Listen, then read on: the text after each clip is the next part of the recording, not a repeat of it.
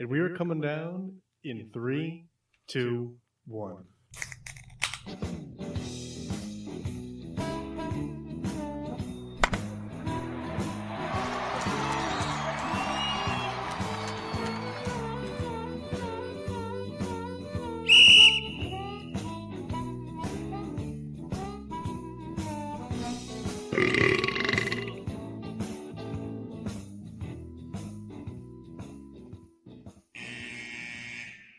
Welcome to Getting Sports with Drunk. I'm your hostess, Cupcake the Riddler, and I'm joined by Machcine Washable. Nip.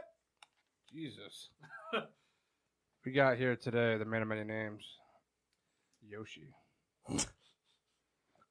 I like K-Bob Souls. Yeah, I was hoping you were going to go with it. K Quick Souls. No, K-Bob Souls. The Mascus Massey. And the Red Baron. Yeah, that's a funny image. So, like, I thought it flew off into the sunset there. the right ear Did. came on as soon as he yelled nope, and it startled me. Well, you know, Yerp. he's a good guy. Not really. Good guy, that Machcine Washable. He Yeah, tried you're to alright. stingy you out of shit. All right, real quick, who'd be a better safety? Andy Dalton or David DeCastro? Andy Dalton. No, Dave DeCastro. I think he has zero... He's going to hold. Cost you a Super Bowl. Bitter man. All right, so we're here live on PPRN Radio Network and Spreaker, and we're here to have some fun. Rebecca! Jeez, never paying attention. Yeah, we're on Spreaker. Yeah. We're on Spreaker. Oh, Mass, you enjoying the 69-cent 40-piece nugget from Yeah. Burger King? You know why they're so cheap, right? No, They just pull them out of the McDonald's garbage can. don't really care. Very hungry right now. What kind of sauce did you get? Barbecue?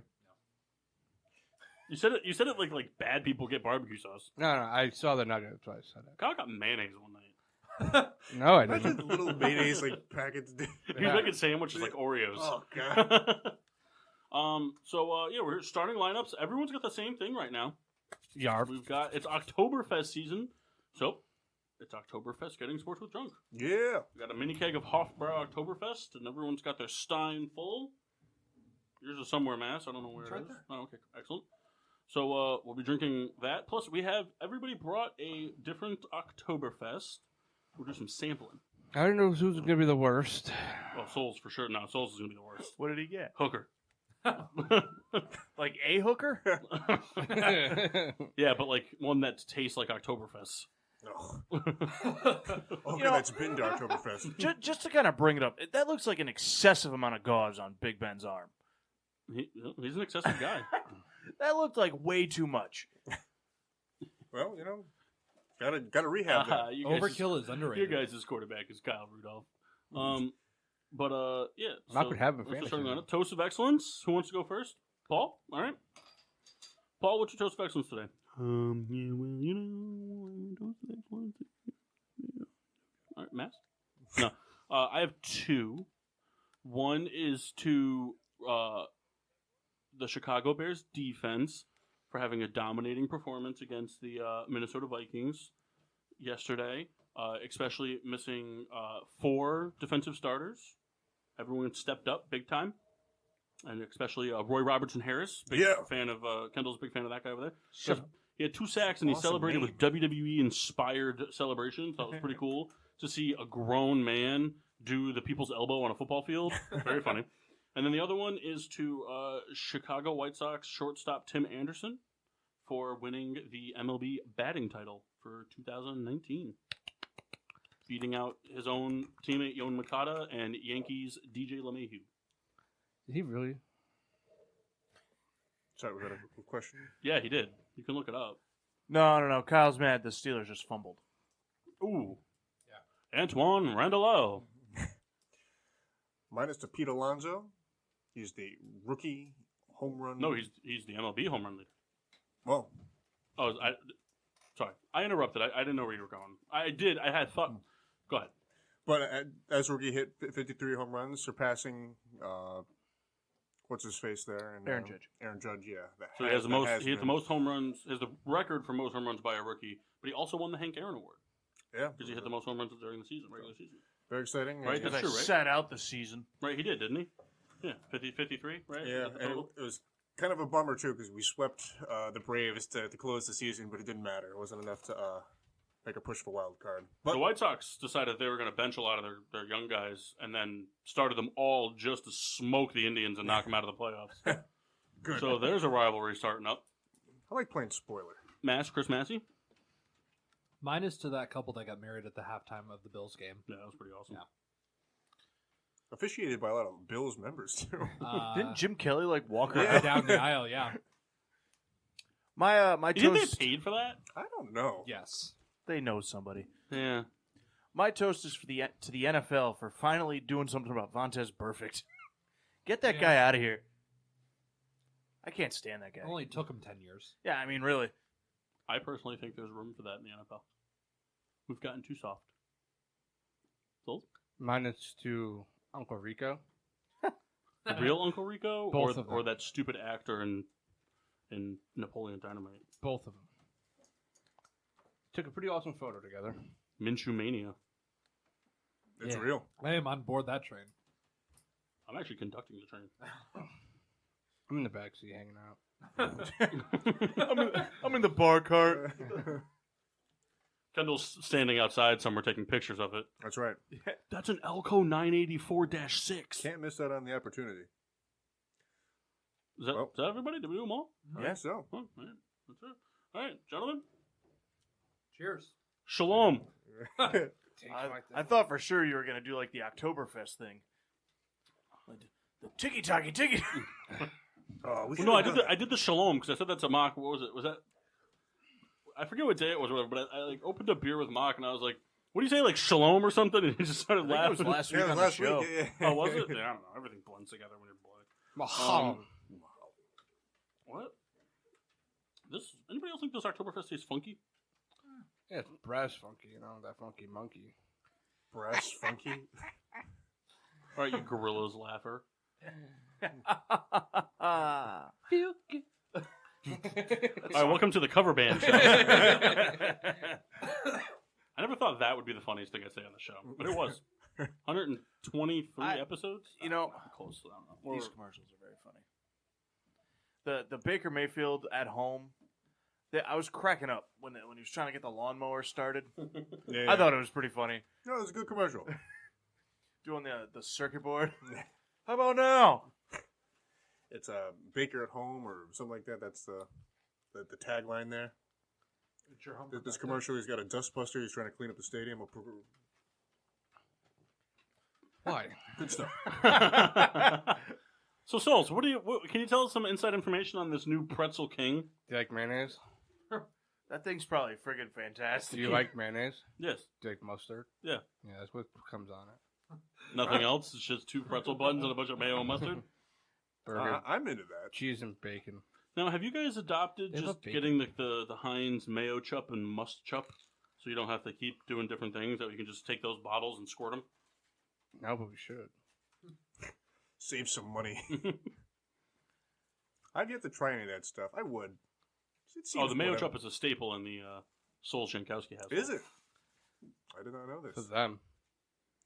Kyle's Yeah, just a big Kyle's been hater. drinking Worcestershire sauce out of the bottle. Kyle, spell Worcestershire. Say it. W. That's all you're getting out of me. Worcestershire. It's more W's than the Steelers have. Whoa! Ooh, right out of the gate. That's fine. Kyle, If Mock said at me that last week. if Mock said that, Kyle would be putting him in a chokehold right now. Get under my Bumblebee jersey, you piece of shit. It's funny how that whole thing transpired. The Worcestershire Yeah, into yeah. the Steelers diss. Is this It was a gonna... ploy that I've actually been instituting since I met Kyle. The Steelers just haven't lost 3 games to start the season since I met him. It's So come to this Long moment. con. Pretty much so. What did you I'm just out say of about here. your dick? So what do you guys want to do? You want to get down to some recap business real Yeah. quick? Bang it up and out of the way? Yeah. Yeah. All right. Shut so up. The Steelers are currently playing the Cincinnati Bengals, where they are trailing 3-0 about halfway through the first quarter. Then the Thursday night game, the Philadelphia Eagles went into Lambeau Field and beat the Packers 34-27. Carson Wentz threw for a whopping 160 yards and 3 touchdowns. Jordan Howard had a field day with 87 yards on the ground and 2 touchdowns and another one through the air. And Zach Ertz was the big man with 7 receptions and 65 yards. On the flip side, Aaron Rodgers threw for 422 yards with 2 touchdowns and a game-sealing interception. Aaron Rodgers was also the leading rusher on the team with 46 yards on 5 carries. And then Davante Adams had a huge first half, posting a total for the game of 10 receptions for 180 yards, but did leave due to injury. So the Packers, question marks. The defense, that's what's been riding hot, fell apart in this game. Davante Adams, banged up. I don't really know what the severity of the injury is. I haven't looked at it. They said he's probably out this Sunday. So he's going to miss at least a game. And they got the Giants who are rolling, right? I think no, that's the Vikings. Who are they playing this week? They're playing Dallas. They're going to Dallas. Are they? Yeah, they're going to Dallas. They're going to be looking. We'll get into the Dallas. Dallas is looking for revenge.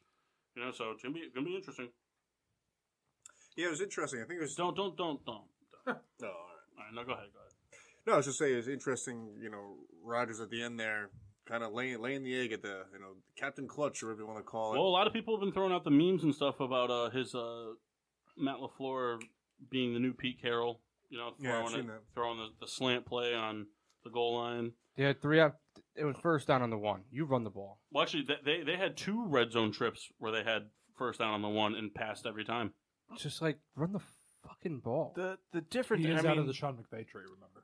Me and Kyle were kind of talking about it. I don't think Aaron Jones is that good. I trust Rodgers throwing it more than I trust Jones running it. I don't. The Packers haven't had luck at the running back position. No, they haven't. Some time.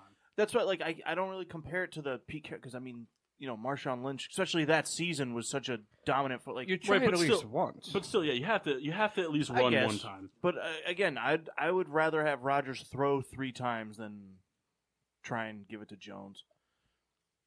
Yeah, no, because Jones isn't a fumbler. No, I'm not saying he's he just is. not a great back, but but he can pick up a yard. He's a heavy guy. He's a tank. Well, moving on though to the Monday games, the Tennessee Titans stunned the Atlanta Falcons, who were wearing the Dirty Bird throwbacks at home. Marcus Mariota throws 3 touchdowns, over 227 yards. Derrick Henry with 100 yards on the ground, and A.J. Brown with 94 yards through the air with 2 touchdowns. On the flip side, Matt Ryan threw for 397 yards, no touchdowns. Devontae Freeman, 28 yards on the ground, and Austin Hooper, the big man, in receiving 9 receptions for 130 yards. I think 4 games into the season is good enough to say that the Falcons are just bad. Yeah, spinning their tires really hard. They're just bad. Matt Ryan can't move the ball anymore. I don't blame it on Matt Ryan. The defense has everybody since the second half of that Super Bowl. They've been a bad franchise. They've just been bad. Everybody's been playing. Devontae Freeman has not been. Devontae Freeman was an elite running back at one point, and he's nothing now. See, I think Calvin Ridley showed tons of promise. Austin Hooper's been humongous gaps of spottiness. Freeman, I think, was good paired with Coleman. I don't think he's a good standalone back. We saw it almost back when the Giants had Brandon Jacobs and Ahmad Bradshaw. To me, that's they're the same thing. Yeah. Neither of those guys were that good on their own, but together they were a great combo. Yeah, and it comes along. But I think Paul is right. I think the sample size is big enough now to be hey, it seems like they're not doing anything to help themselves to win. So it is what it is. How many times do you think the Steelers are going to run the same play in a row? Hey, if it works, it works. It's like a Madden game. Moving on, the New England Patriots gave up their first offensive touchdown of the season in a winning effort to the Buffalo Bills. They won 16-10. Tom Brady, 150 yards and an interception. Sonny Michel, 63 yards on the ground, and James White with 57 yards through the air. Josh Allen, before exiting with a rough helmet-to-helmet, threw for 153 yards but threw 3 interceptions. Frank Gore, another century mark performance on the ground, 109 yards, and Cole Beasley with 75 yards and 7 receptions. I think this is a more impressive loss for the Bills than an impressive win for the Patriots. Yeah, 100%. It's still it's not taking anything away from the Patriots because even if it is just the Bills, they're 3-0. There's momentum there, and the Bills are one of those teams where momentum means a lot. But 3-0, they always play the Patriots hard too. Do you think if Josh Allen stayed in, they'd win the game? No, I don't think they would have because it's not like he was playing well all game. Well, the back of it, they brought him down the field twice, and just they botched it twice. So Yeah, I mean, Bill's defense is pretty good. yeah, but the Patriots' defense is also pretty good. Yes, it is. It was one, too. I mean, the Bills did what you need to do against Brady and hit him. Yeah. When Brady gets hit a couple times, he doesn't fall apart, but he gets flustered. Yeah. And he starts yelling at the line. Like, you could tell it's just a different offense if you can hit him a couple Well, times. because the Patriots' offense is designed where everyone's always in their spot. Yeah. So you just need, and the offensive line's always been good enough to give Brady the extra second for everyone to get their spot. So if you're getting to Brady, then people aren't getting to their spots, which means Brady's making some, miscued throws. But depending on how long he has to kind of adjust to that, then he just starts fucking dropping dimes. Yeah. The Kansas City Chiefs win a nail-biter with the Detroit Lions, 34-30. Patrick Mahomes, 315 yards, no touchdowns. LaShawn McCoy, 56 yards rushing with a touchdown. And Travis Kelce, 85 yards through the air and a nifty little lateral to LaShawn McCoy for a touchdown. Matt Stafford, 291 yards and 3 touchdowns. Kerryon Johnson with the century mark on the ground at 125 yards. And Marvin Jones Jr. with 77 yards on 3 receptions. This was a fun game to watch. It was a fun game to watch. The end was great. If you're a Lions fan or just a unbiased fan for the game, it's nice to see that they actually started to get T.J. Hawkinson involved a little bit. He had a touchdown. And he got hurt.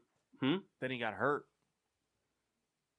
He avoids the IR, though. I think he's only out for a week. Where to take the sale? When do I have the sale? But that's what I mean. Like, he was looking great, and then he got hurt, like to where they thought he was going to miss. Well, he took substantial a nasty time. hit. Yeah, Looked like he could have either just gotten a concussion or dislocated his shoulder. It was a bad hit. The only thing to take away from this game, 2 things. Lions looking like they're going to be the real deal this year. A competitive team. It's going to stay in games and win some games. And if you had Pat Mahomes in fantasy, sorry. I did. Was this like his first, not like dud game, but This was the first game where he did not complete a deep pass in his career. what do they consider deep at 20 yards? Also, probably his first game he didn't throw a touchdown. Yeah. He's thrown 4 of those. Said 4 no touchdown games? Uh-huh. Oh. Remember, he started the last 4 games in his rookie year? 3 games? No, he just started the last one. He didn't start a couple? No. I think it was only the last one, yeah. The Raiders stun the Indianapolis Colts at home.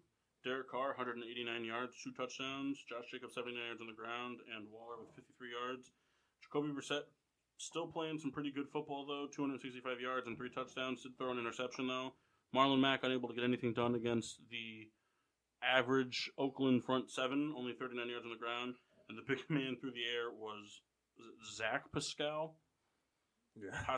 Zach Pascal Siakam with 4 receptions for 72 yards. All in one drive. My whole thing is just when you're starting to think the Colts don't need luck, they need luck. And Part of it was T.Y. Hill not being there. They played catch up the whole game. They got behind and Kendall picked T.Y. Hilton in his fantasy team. I sure did. But it's okay because he also picked Leonard Fournette. Oh, all right. Yeah. And the fantasy thing, we'll get back to. We didn't do PPR, but we did do PPR. So you don't get any points for receptions, but you get a point for every rushing attempt. And he had 32 rushing attempts, so. Cool. That's like 375 points right there. Right. Because if he does it on a 1 o'clock game, it's got the 10-time multiplier. Big, very important. Yeah, it's kind of like Keno. And then to Mock's Toast of Excellence, Vontaze Burfict's hit on Big Bad Jack Doyle. The Dolphins held a lead for 5 minutes, then got pummeled. They lost 30-10 to the Chargers of Los Angeles. Phillip Rivers, 310 yards and 2 touchdowns. Austin Eckler, 60 yards and a touchdown, and what's looking like his last game as the number 1. And Dontrell Inman, that's right, he's back, folks. 76 yards receiving. Josh Rosen, 180 yards, touchdown, and an interception. Baby steps, Josh, baby steps. Kenyon Drake, 44 yards on the ground, and Devontae Parker with 70 yards and a touchdown. Just when you think Dontrell Inman doesn't play football anymore, he does something. Yeah. Remember when he showed up on the Bears just randomly? So the Dolphins were in that game for majority of it, and then fourth quarter happened. They just suck. Guys, we're keeping this too close. Slow it down a little. Be true to yourself. Tell you, can't wait to watch the Redskins play the Dolphins. Oh my God! That's going to be a great game. No, you take the ball. No, you take the ball. 0-0 tie with 25 interceptions. How soon till Fitzpatrick? Speaking of the Redskins, the Redskins were pummeled by the New York Giants, 24-3. The New York rookie sensation Daniel Jones threw for 225 yards, 1 touchdown, and 2 interceptions. Saquon Barkley's first game absent from the lineup since being drafted, right? I don't think he's missed a game since, right? No. So, but Willie Gallman Jr. stepped in with 63 yards on the ground and a touchdown, as well as some nice clutch receptions. And Sterling Shepard was the big man through the air with 7 receptions for 76 yards. On the flip side, Case Keenum was pulled in the final drive of the second quarter for Dwayne Haskins, who threw 107 yards and 3 interceptions. But he also did throw his first career touchdown to the Giants. Adrian Peterson had 28 yards on the ground, and Chris Thompson was the leading receiver with 56 yards. So I had a couple takeaways in this game. What can you say about the the Redskins? Are a fire. Dwayne Haskins looked awful. Granted, the team is bad, but he didn't look good. And I liked, Jones threw the 2 picks, which were 100% his fault. They were poorly thrown balls, but I liked how he came back afterward, and then still scored, and he didn't just fall apart, which you tend to see a lot with rookie quarterback. They throw a couple picks and the wheels kind of come off. It's like when we played the Bears last year.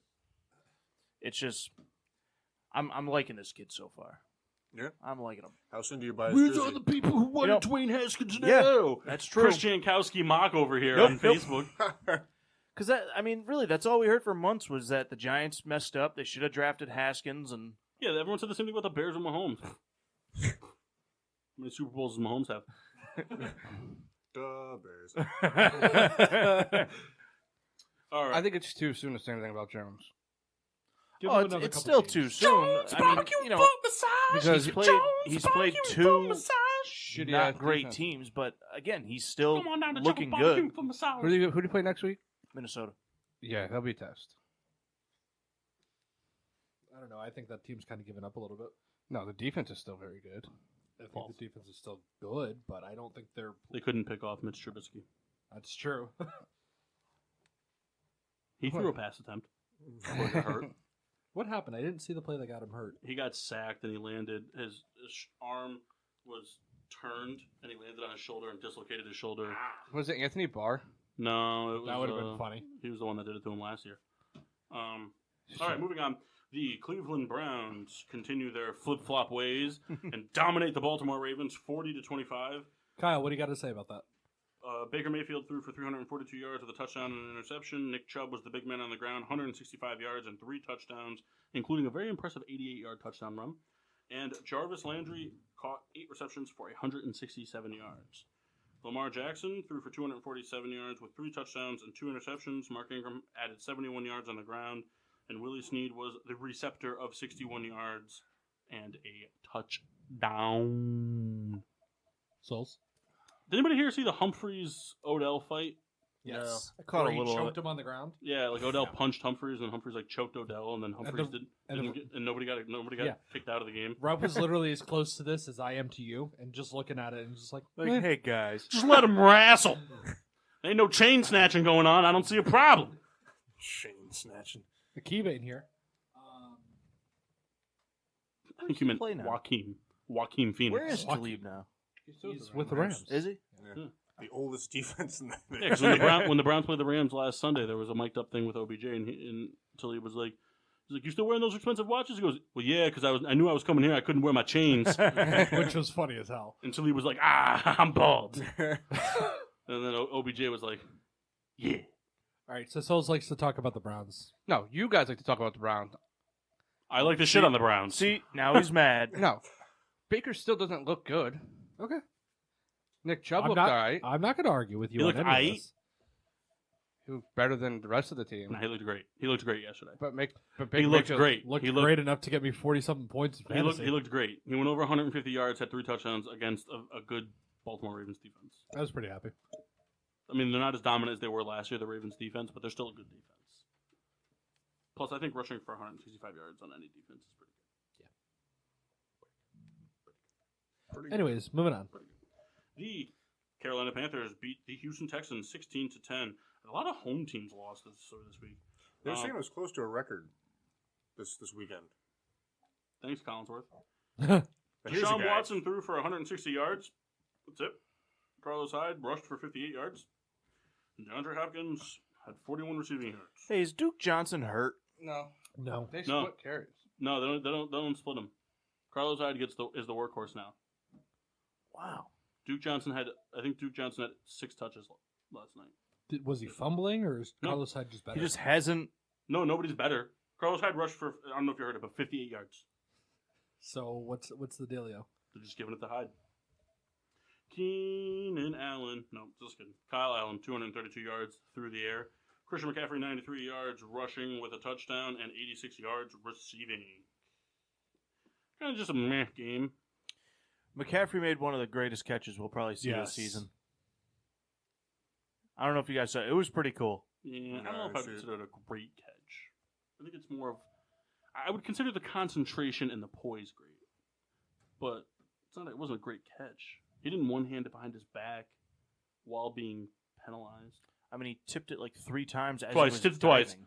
All right, twice Why while don't he you was just suck his diving. dick then already? Jeez, anybody named Christian McCaffrey, Odell Beckham Jr. does anything resolving in a catch, it's just like Mock just blows up. It's like look at when Daniel Jones catches a ball behind his back. You're gonna be like, oh, gonna second shit himself. coming of with a load in my pants. No, I'm just spewing things. I love you, Mock. All right, so Fuck you too, Mock. What's the next game? I thought you were going to the next game. no, this game was interesting. I can't tell if the Panthers' defense was good or not. Nope. But No. they kept the ball in front of them for most of the day. Didn't let Deshaun pass the ball deep downfield at all.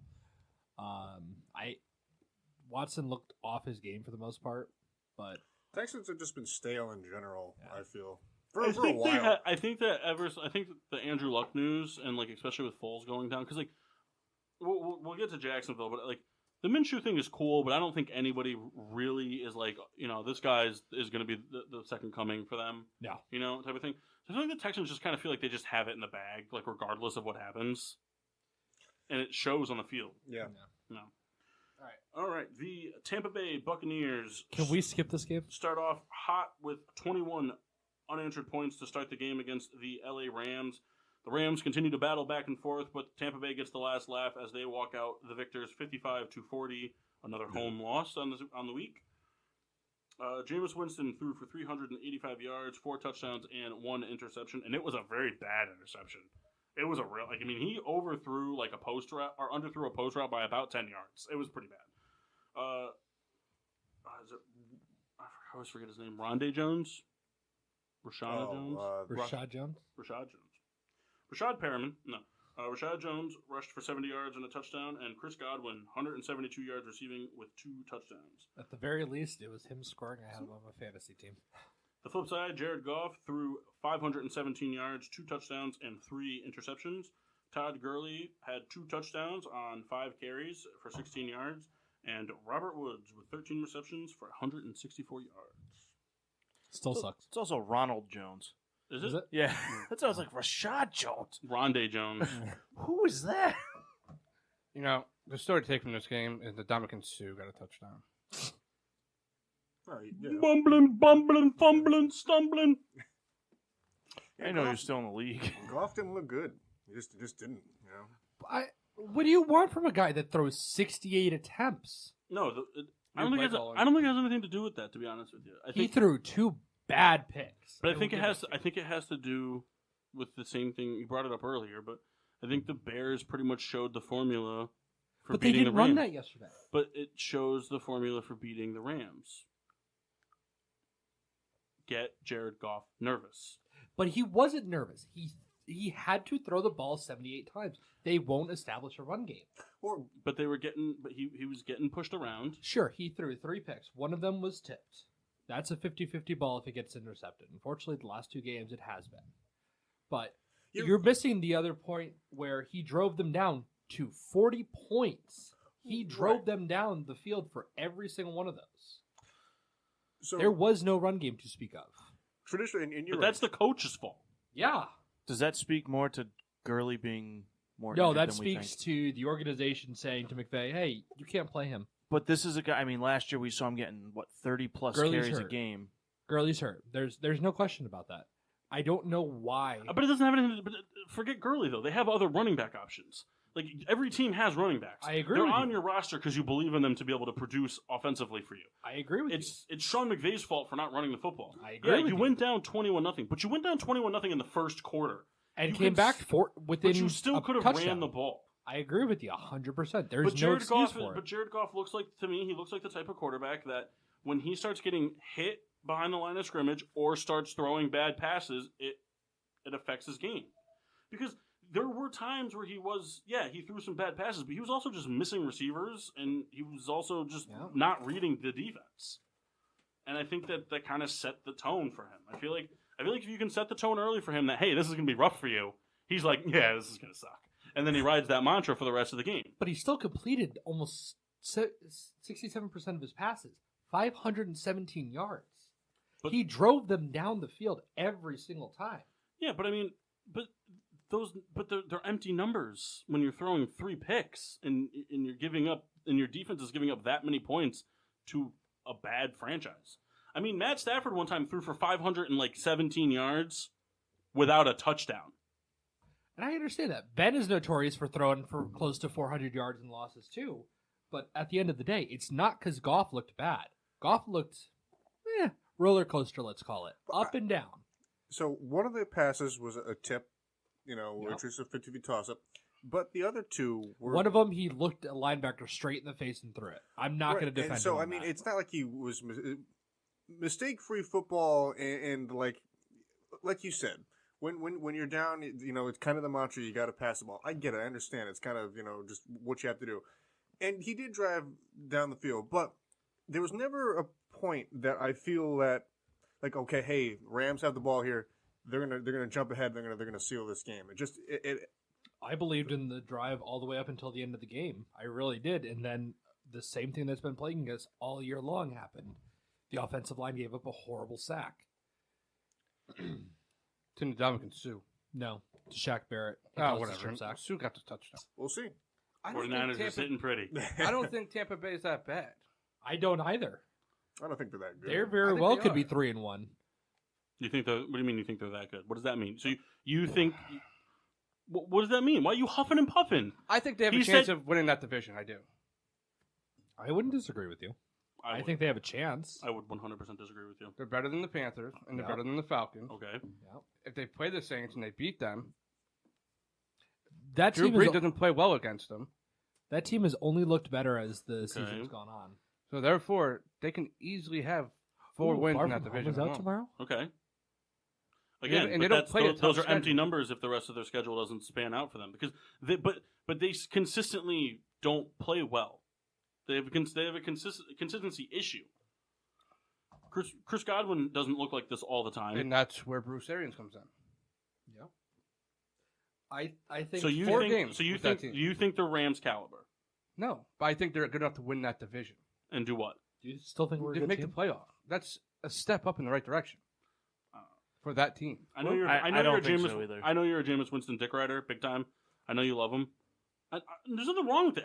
Everyone has people they love that they think is good that other people, that the majority I think would disagree with. Everyone has those people. Mass has it with Robert Woods.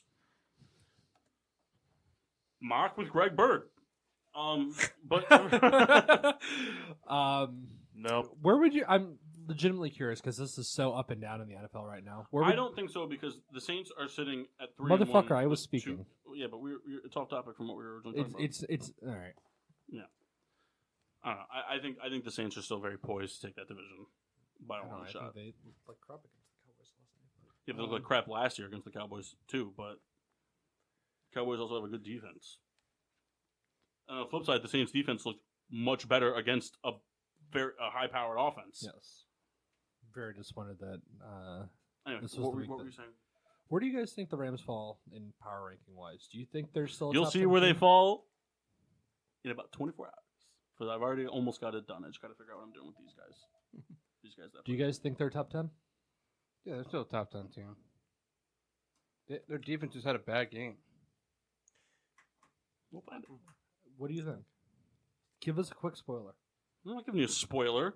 You have to go on Instagram and look like everybody else. Cans All coming. 9 of them. What do you think? Yeah, I keep forgetting about the cans. That's well, you can post it after the games. Like, hey, what do you think of week 4? They're number 10 for I me. also forgot I have an And- Instagram. And I just followed Souls. You got to follow. It's at. I created it. I had a feeling. It's at Milwaukee's Best, right? Or what is it? Paul? Yeah, I just linked it to his Facebook. I posted a photo of him that I took on my phone at one point. So everyone out there, you follow GSWD. You got to follow Milwaukee's Best. If I have the Rams in the top, they're at 10. Here's the deal, just so we can move on. I would agree with you guys.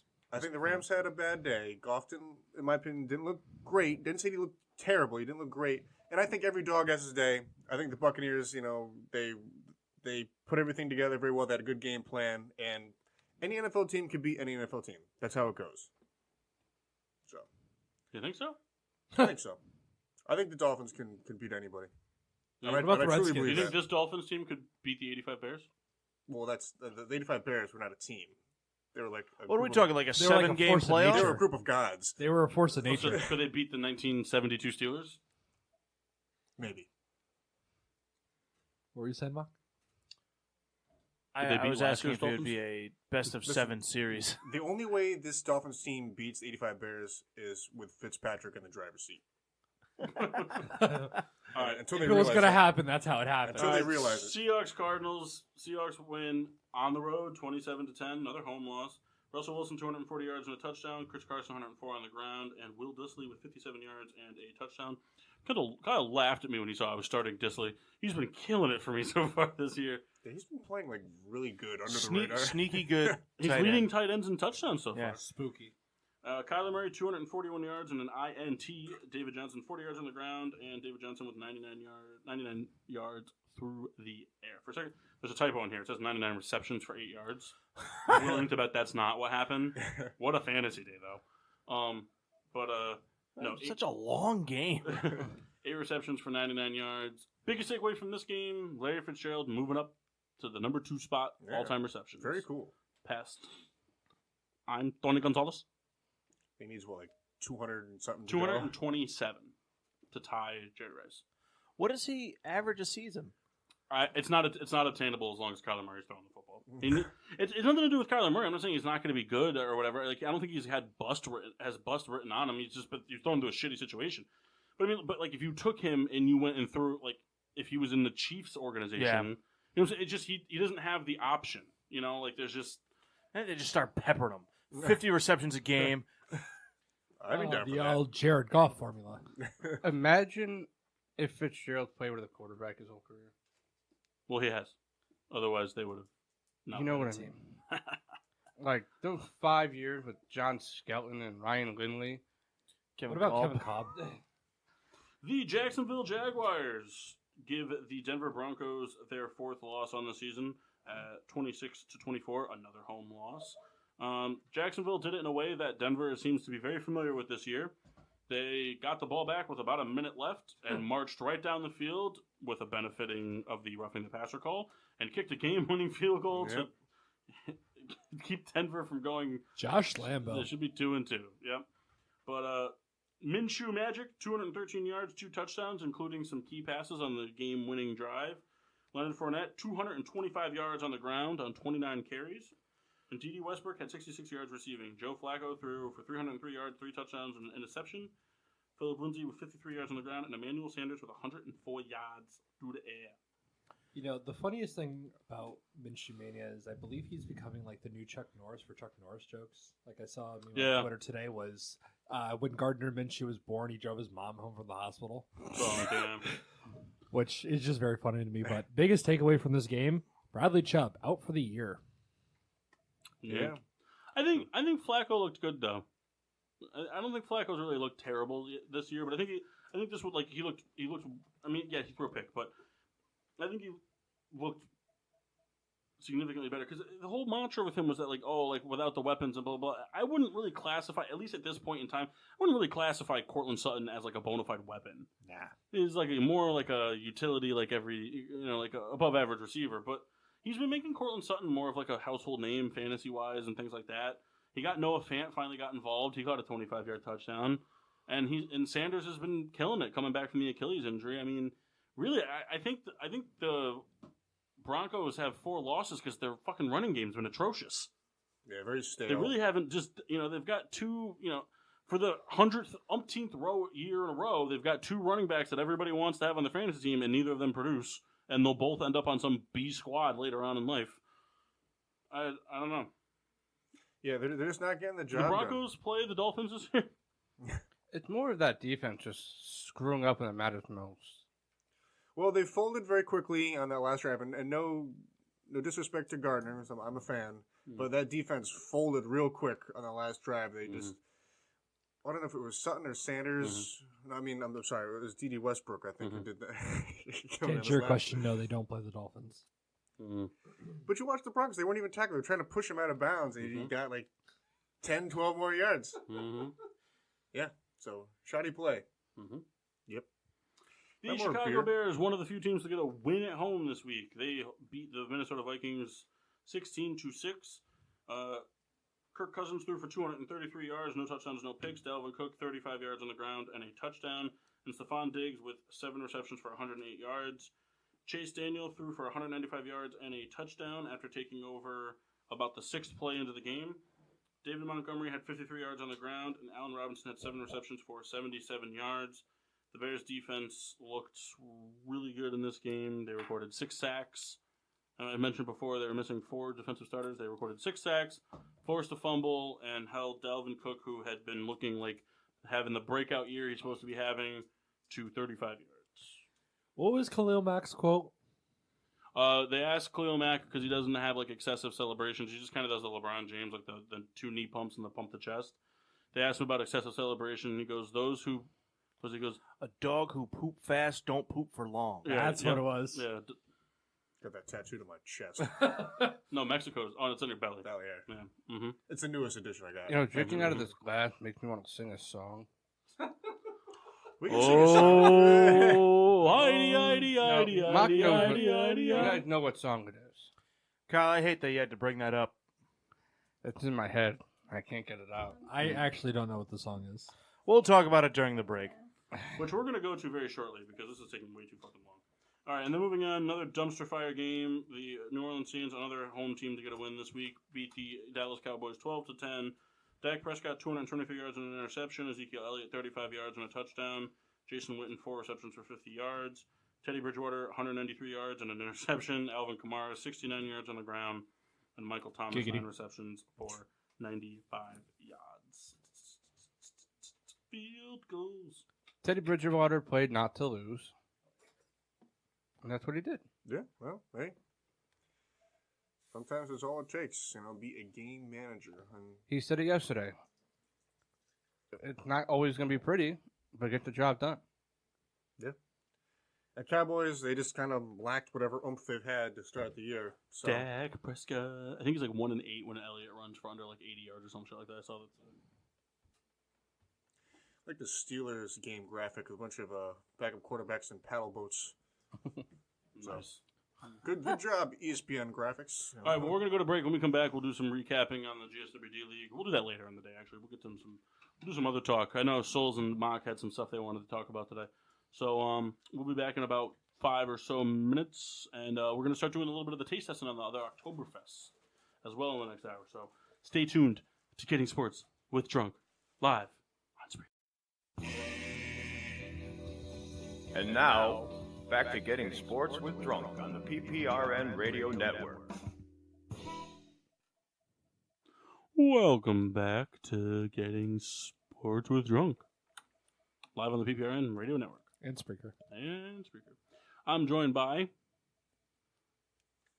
everyone. Oh, I was going to say, we're doing our names now. I was just waiting for it. Yeah. Massey. Snotted everywhere. Went. How about you guys play defense after you score? How about Fucking you- touchdown. All right. There's no need. Kyle, to we're get not going to bad. start doing that now. Yeah, Jesus. We can't advertise that we're watching the game. But we are. Kyle, how are you enjoying your Oktoberfest? It's fine. Kyle, forget it. I think we should stop watching football on Mondays. Because Kyle's kind of been like a ghost for the past 4 weeks. No, Just I'm like, fine up yeah, until drinking beer, things are cool. Yeah, football. Just one gun. Except the Phillies won the World Series. I don't care if football's on. Well, they're definitely not doing that. Football. All right, so we have our first blind Oktoberfest tasting in front of us. So everybody would like to wet their whistle with the blind test in front of you. Here we are. In our sample cups. It has an aroma of beer. That's the first thing I said in me. Are you getting wheat? I'm getting a little wheat. Oh, I know what it is. It's the Fisher's Island. This is definitely Jacko Traveler. Why don't you write that like in your notes? Don't write that on an actual thing because you don't have the beer name or anything. Good call. Plus, if I were you, Kendall, I wouldn't even review these beers in your journal yet because there's going to be leftovers. You could take them all home and and review them. Excellent call.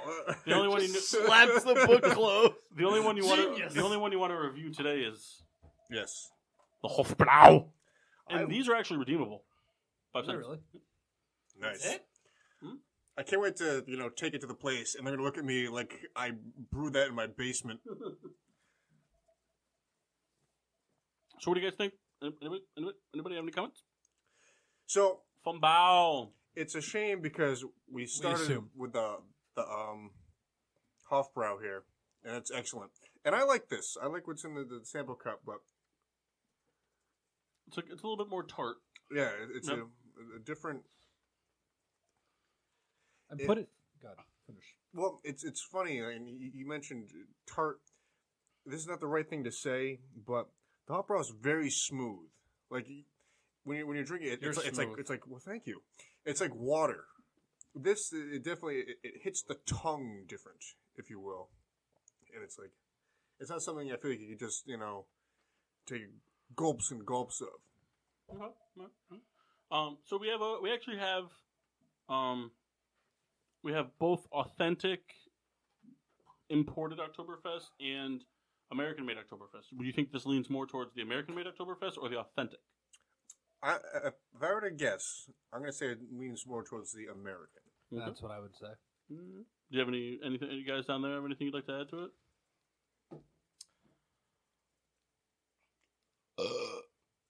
Well said. Authentic. I think it's an American Oktoberfest. Any notes or anything you'd like to comment on? I'm kind of bouncing between the two, so hold on one moment. As any good taste as goes. It tastes very flat to me. I don't know another way to describe that. It doesn't hit a note for me. It's just it's kind of there. I don't know another way to describe that. Like Souls is singing? Wake I have me more up pitch than all of before you go. Yeah, but you don't use it, so Don't need to. because he's pitch perfect. If Kendall just watched that commercial, he would have flipped out. I've seen the commercial. I don't much care for it. It's Guy just poured a bunch of whiskey in his grill to light it. Keegan Michael Key. He poured a bunch of whiskey on the grill. Okay, first of all, Makes me mad. say his name with more respect. I like the guy. He made Keanu. No, he didn't. He was in He Keanu. wrote Keanu. No, he didn't. He did. Well, if he wrote it, He didn't. Was that movie also terrible? Oh yeah, it's pretty bad. That wasn't Keegan Michael Keel that made it. That was the other one. That was Jordan Peele. Jordan Peele wrote Jordan, it. no, Jordan Peele wrote it. Otherwise, it's been in a tear making movies. And The Twilight Zone. Yeah. It was directed by both of them. Produced by both of them, sorry. But written by Jordan Peele. But not an undrinkable Oktoberfest. I tell you what, real quick on the fact check. I like it. Like instant. Not too shabby when he's late with Burger King. Yeah. I wish you brought enough for the class. Yeah, why didn't you Sorry. bring an Impossible Whopper? Did we actually enjoy that? No, but it would have been a nice pairing. Kyle, is it any good? He brought one on and we all tried it on the show. Oh yeah, you weren't here for that, That was like 2 weeks ago, I think it was. It tastes exactly like what you think it would taste. but worse. So not good. Cat litter and wet cardboard. Really? Yep. Mixed with a dry tire. I never had something with it's no not meat good? in it before that tasted this good. Yeah, Impossible Whopper. Oh, Honey, you better know. That's a joke from back in the man. East. depends on who you are. We're not doing it. You have to Come do on, it. man. Mass does a very good Popeyes woman. The commercial. I'm being put on the spot. Let me. Come All right, on, well, I'll Mass. tell you what, if you promise to do it by the end of the show, just totally I promise to unprovoked. do it by the end of the show. All right. On air. But again, he also promised to watch All Dogs Go to Heaven. I never promised to watch that. Yeah, you did, actually. I heard it. But real quick before we move on. Now you have to watch All Dogs Go to Heaven too. Fuck. If you don't watch All Dogs Go to Heaven by the time we record next week, you have to watch Waiting too. Damn it. Can I just watch? They made a Waiting 2? We made like 3 of them. I actually watch watched Waiting. Waiting 2 recently. And it is less good, but very watchable. It is less good. Well, they say it. They say that the difference between ordinary and extraordinary is that little A extra. little extra. Oh, we got to keep our stats for tonight. Our drinking stats for fantasy drinking. Mass, you're in charge of that. I don't know. I decided you to be in charge of that. All right. Make a spreadsheet. Yeah. Well, should we start it next week just because we're doing like something Yeah, kind we of can start off it the next week, cusp yes. of normal? So it'll give Mass time to create a Blitzball-esque spreadsheet of private stock shots and We should play penises and- Blitzball for the show. Can that be one of the when we eventually do the belt? We're Can that be doing one of the YouTube things? videos. I have a little mini pool table. I There's mean, a real pool table in Kyle's basement. This is true. You also have a foosball table. I do. we're also we're going to play some golf and disc golf. We should go golfing. I would go golfing. This would be a lot of fun. Drunk golfing. Well, that's golfing. golfing. Everyone's Is there any drunk other golfing. kind of That's golf? golfing. If you're playing sober, you're Tiger Woods. Yeah, and if you're drunk golfing, you're dead. We could also play some disc golf. There's a disc golf course right in Wallingford. Yeah, Loughbury Park. I would love to go play and maybe hit a Pokestop. There's one at Elizabeth Park too in Manchester. That is so out of the way. Yeah, we pick up Pat. I mean, I drive all the way down here for this on a weekly basis. Yeah, but like, Do you have any idea how far Kyle travels for you? How far? I don't know. I haven't checked my odometer lately, but pretty far. He's logged a lot of meters in the passenger seat. You know what? I think I said meters. Like, you look at Don't you two live together? How many meters have you Okay, drove? first of all, you calm yourself. But yeah. Just to confirm what you're saying. Yeah. All right. All right. So Oz, you said you had some stuff you want to talk about today. Yeah. So, All right. So moving on. wow. You know, I expect this from everyone else but you, Mass. He's coming into his own. Remember the time that he like shit on Kyle in the car Oh and my God. you were dying when we were coming back from the Hampton studio or whatever? I remember that perfectly. We were driving in the car. It's the first time I've ever been on the show with either of you. You guys are all going to hell. You said shut the fuck up, Kyle, and I turned around and said, "Yeah, Kyle, shut the fuck up." And Mark was just like, he gets it. He's one of us. You know, you know what? You don't have Kyle, to. we love you. I Shut quit. up. I quit softball. All right. Okay. You don't mean it. Neither do you, so. Only because I'm playing so good right All now. right, Souls. Anyways, what was your topic? So we weren't talking about it, but So like, we did one like the thing with the thing, you know what I'm saying? With the so we're getting Must close say. to the NBA season. Mhm. We have something to talk about. Do we? We do. What do we have to talk about? Well, Mass, first thing your Raptors are going to suck booty. Probably. I didn't know where he was going to go with that. But I'm just thinking, like, we should kind of do like a preseason prediction. Okay, I like it. Mass, bring up the teams, please. Gay. Got it. I love it. Just like, Mass, do our dirty work, man. More Whoppers, please. Jalen's. Oh, no, that's Connor. All right. What do you got? So we'll start from alphabetical order, whatever, or however you have it. Numerical. Yeah.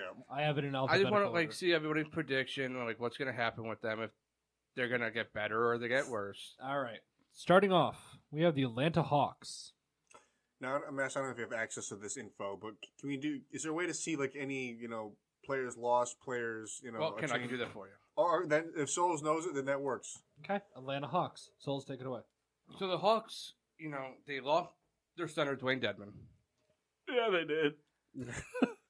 He's not a huge loss, but No. but in the first round they had 2 high draft picks. They picked Cam Reddish and they picked DeAndre Hunter. Yup. And You they okay have with and that was really like the only thing that they've done besides bring Vince Carter back. Which is cool. So I think the Hawks kind of stay put, Yep. but I do think they'll play better basketball toward the end of the year. Mhm. They'll take not the next level. They'll take a step up. Stop doing that.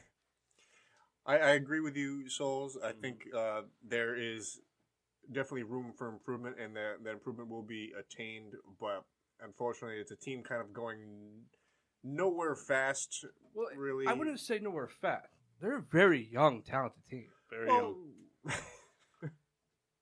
It's like listening to the backing tracks of like a hip hop album, But like they have John Collins, they have Trae Young. Both have been playing in the league for a couple of years. Right. So real quick to cut you off. Exactly. Not that. Nope. In your opinion, what is the turnaround for a young team to finally?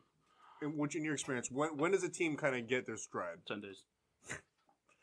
Head on, but directly on the forehead. So I honestly think that like for the young team, it's more after the All-Star break they start figuring it out. Like then they had the first half of the year to play together. They have that break. So you're anticipating results by the Yeah. second part of this year? Yeah, like not like a playoff team, but they'll win like 30, 35 games. Okay. All right. I can get behind that. And I agree with what you're saying there. I think this is a team definitely on the upswing.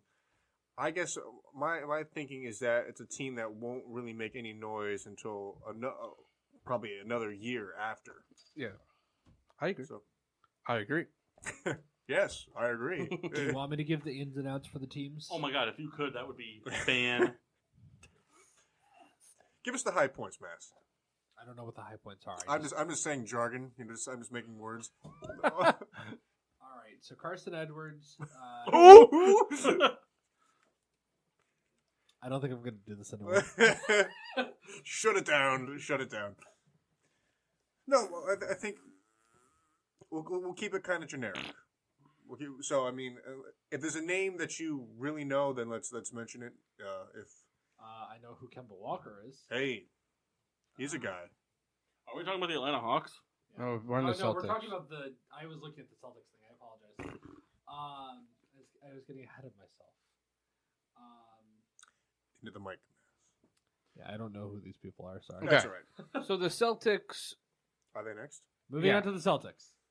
they gained Kemba Walker. They traded Terry Rozier. They drafted Romeo Langford in the first round. They also made some second-round picks. They had a lot of picks, like they will for the next 7 years. But I don't think they're the team that they were last year. They also lost Al Horford. Your favorite player in the league? No. So here's a team that had a game plan, what they wanted to do, and it kind of not imploded, but it just didn't pan out the way they wanted. It backfired. Well, I mean, I guess it backfired. So now they're kind of going back to the drawing board, and I think they did a good thing by kind of breaking up the pieces that weren't going to work for them, and kind of like, hey, let's get back to like defensive ball, which isn't really a said thing in basketball, but. Well, what scares me is that Team USA was filled with the Celtics starting rotation, and they didn't play well. So, Well, is there a chemistry factor that goes along with that? of course, like they haven't played together yet, and Team USA haven't played together yet, and you're just taking like a bunch of higher end middle tier players onto one team because a lot of the superstars don't want to play together. Right. So that's where that plays affecting Team USA. But we're talking about the Celtics. They got Jason Tatum, they got Jaylen Brown, Kemba Walker. They're young. They're still very young. It's going to take them at least a year or two, I think, to get to the level where they need to be. Well, it's interesting because that division now. Also, no center. Sorry. That's right. The division has been very shaken up. It's interesting because we know that the Knicks don't do anything special really year in, year out. It's kind of what they do. fart symphony going on. Toronto is it's kind of a wild card. I think we're definitely taking a step back. They lost Kawhi, so they're definitely not the same team. So it's not to say that Boston is out of it by any stretch. Like, what I'm trying to say is that though the team is different, it's not like unreasonable to think that they can play well and be successful in the division. They're a wild card team, or not a wild card team, but they're a 4 to 6 seed. They're gonna be. Yeah, definitely middle playoff run, middle seeding rather, as I'm trying to say. Though being like a totally different team. So it's kind of intriguing, for if you're a Celtics fan. I am not. Don't much care for the city whatsoever. The people are fine. Just you're a big Pats guy. Nope. Foxborough. Kendall secretly has every alternate Patriots jersey in his closet. That's it. Mass. We're done. Pack it in. But, yeah. I mean, if anyone wants to jump in here, Souls and I could talk in bathroom stalls. This is like a normal conversation he has with me when he's in the shower. So if you guys want to... No? What's the next team? All right, everyone chug what's in your stein. Go. I'm just kidding. We don't have to do that, but we can. I do have to go to the bathroom, but... Somebody quick go over to Kendall and do the bottle cap thing on his stein. Does that work in steins? I don't think so. I mean, I guess if you got a good enough suction. If your glass isn't shattered, then... Your glass runneth over. Up next is the Nets. Of New The Jersey. problem with the steins is they get too warm. Yeah. Gotta drink it fast. Or in a cold climate. One of the two. It's still somewhat summertime here in New England. Ish. When's the season start, Souls? October 12th, I think. So let's say we do this next week and let people do homework. Here's the thing: you're not giving your all, and don't even act like you are. I am, but nobody else is saying anything, so therefore... I'm saying stuff. I'm not, because I don't know anything about the NBA. We'll do this next week and give people a chance to do some homework, so that there's more than just Kyle talking while watching. Okay. So it's not a shot at you, Kyle. It's not like Mock. No offense to Mock. Mock's not gonna pretend to know stuff about basketball. Neither is Chris. Nope. So we just... Ew, what did you call me? Say Chris. Nobody calls me that. Sorry, Christopher. Listen, Chrissy. Fucking Christoph. That's all right. Yeah, you Christoph jack off. That's Bucks and 6. You get Jameis Winston Crab. That was such a great meme. Or like GIF. that was I thought pretty it was funny. funny. Yeah, I thought it was very funny. I thought it was very funny. Indeed.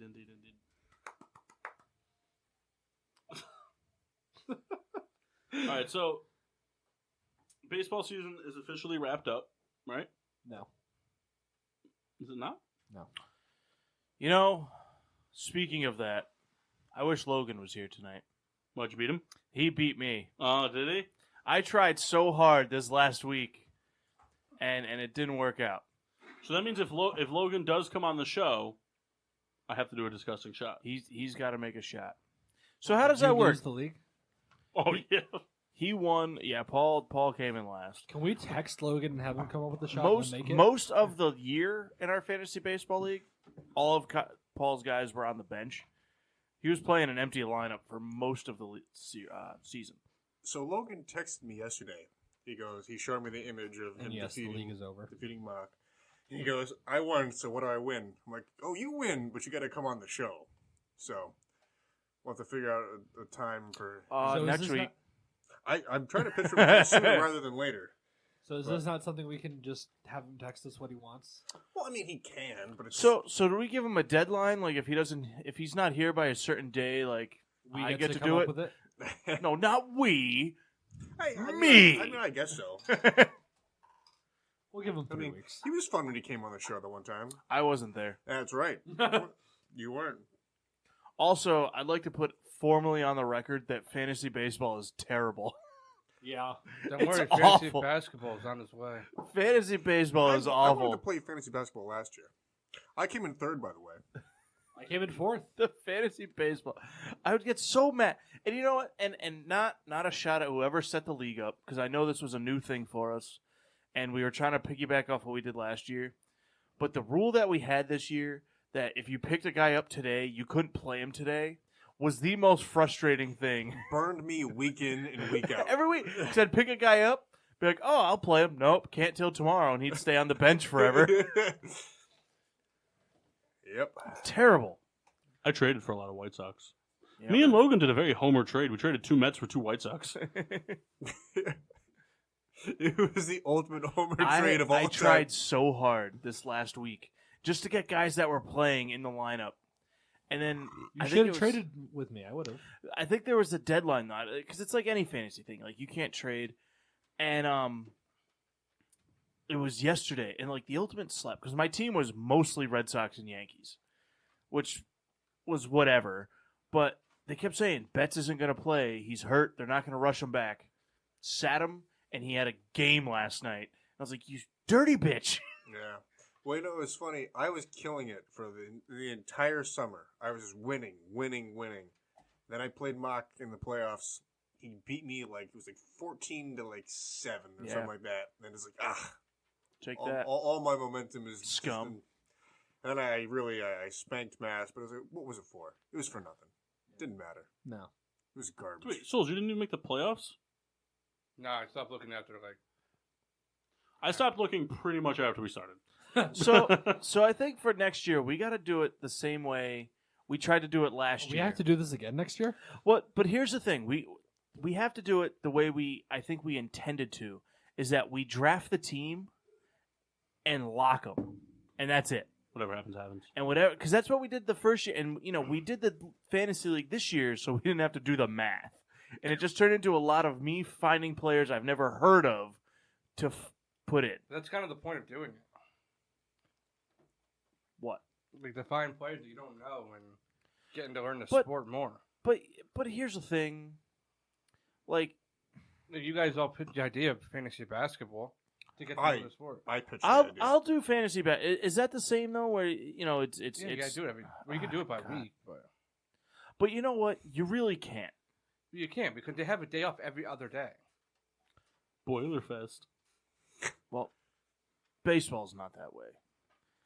That's right. You had to look at it every day. And Speaking it was, of baseball, it was Brewers terrible. Nationals wild card for the National League, and tomorrow, and then the Rays and Athletics on Wednesday. What do you guys think about those games? Very exciting. I think for the most part, what we kind of anticipated what happening. I know we went around for the past 2-3 weeks kind of guessing what was going to shape up to be for those matchups. And I think it's the type of thing. Sorry, I'm glancing at this Peyton Manning Steelers commercial going on. And the bigger story, I think, was because the NL was fairly decided for, I don't know, what do you say, the past week, Souls, that we kind of knew what was going to happen. There wasn't really any mystery. The American League really came down to it. And for what I anticipate from the wild card, I kind of see the Nationals holding on versus Milwaukee, for no reason other than that it comes down to who. Mark throws his hands up. I won in fantasy. Oh. As long as no one fumbles, I'm good. So what's the anticipated pitching matchup for Brewers Nationals? What it should be? What it should be. Max Scherzer versus that was his name. Dwayne Keuchel. Give me a minute to think of the Rock. the guy's name. Well, regardless. No. Fuck. Massey, look up the Brewers rotation. I thought you were going to be like, Massey, what's his name?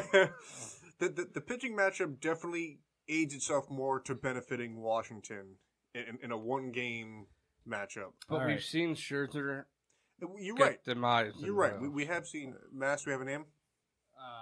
You looking for who's coming up next? Gio Gonzalez is the name. All right, so for tomorrow night is Woodruff versus Scherzer. That's the name.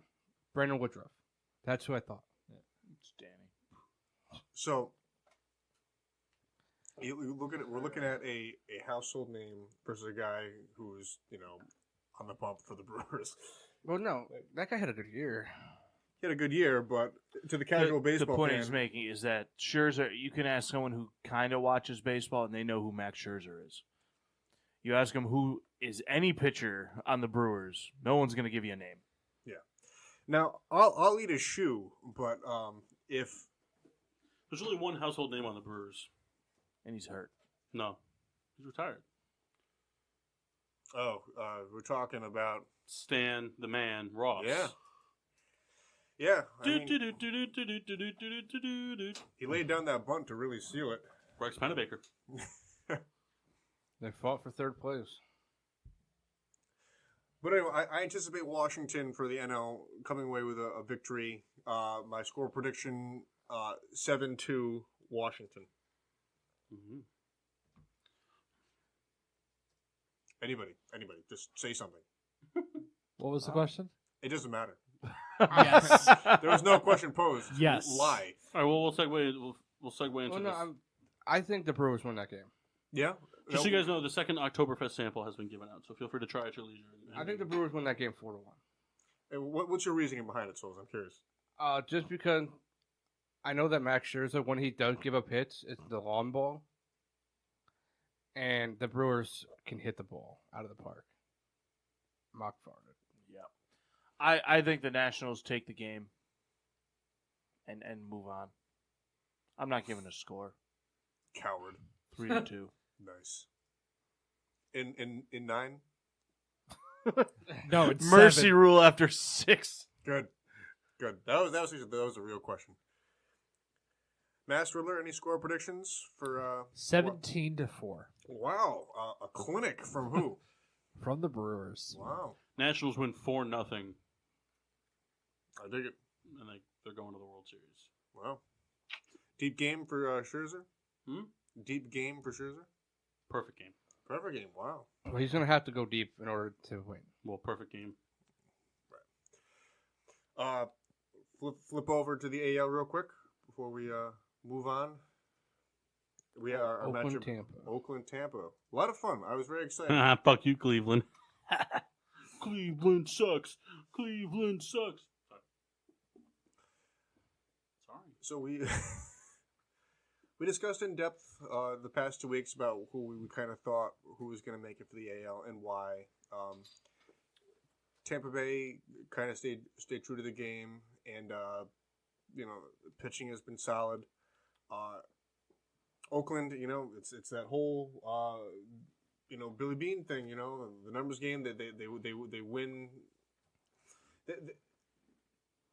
They make strides every year, and it's odd because it's with guys you've never heard of. It's with like kind of underperforming play, but it's like it's good enough to win, and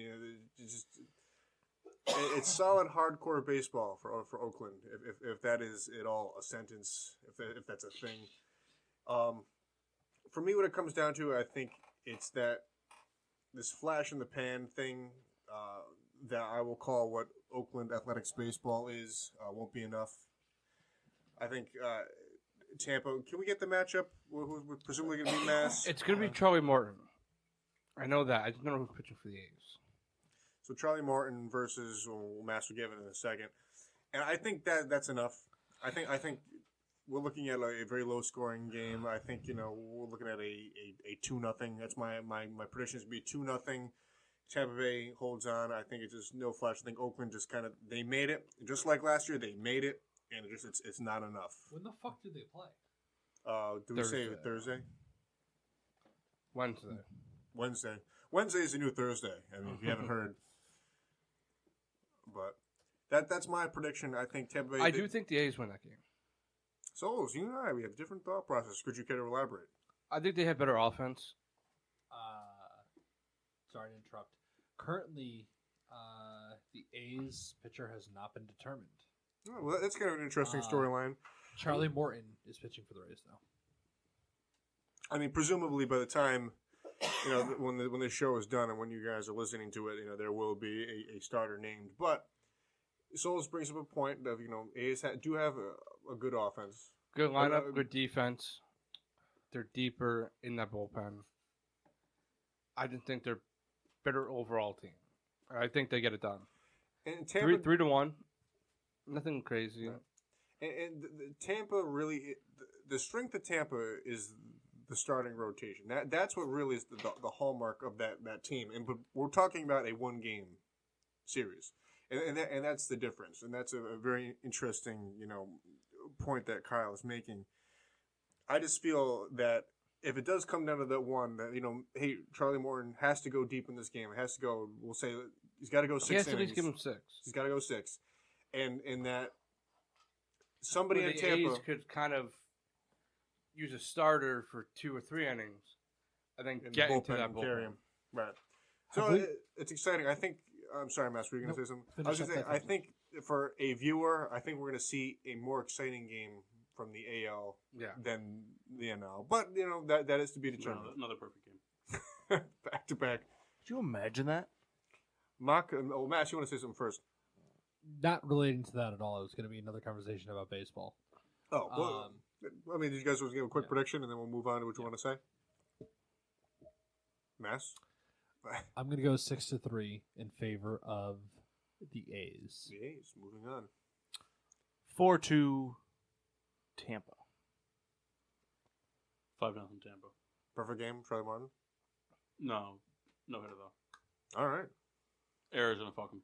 It's going to be on him, too.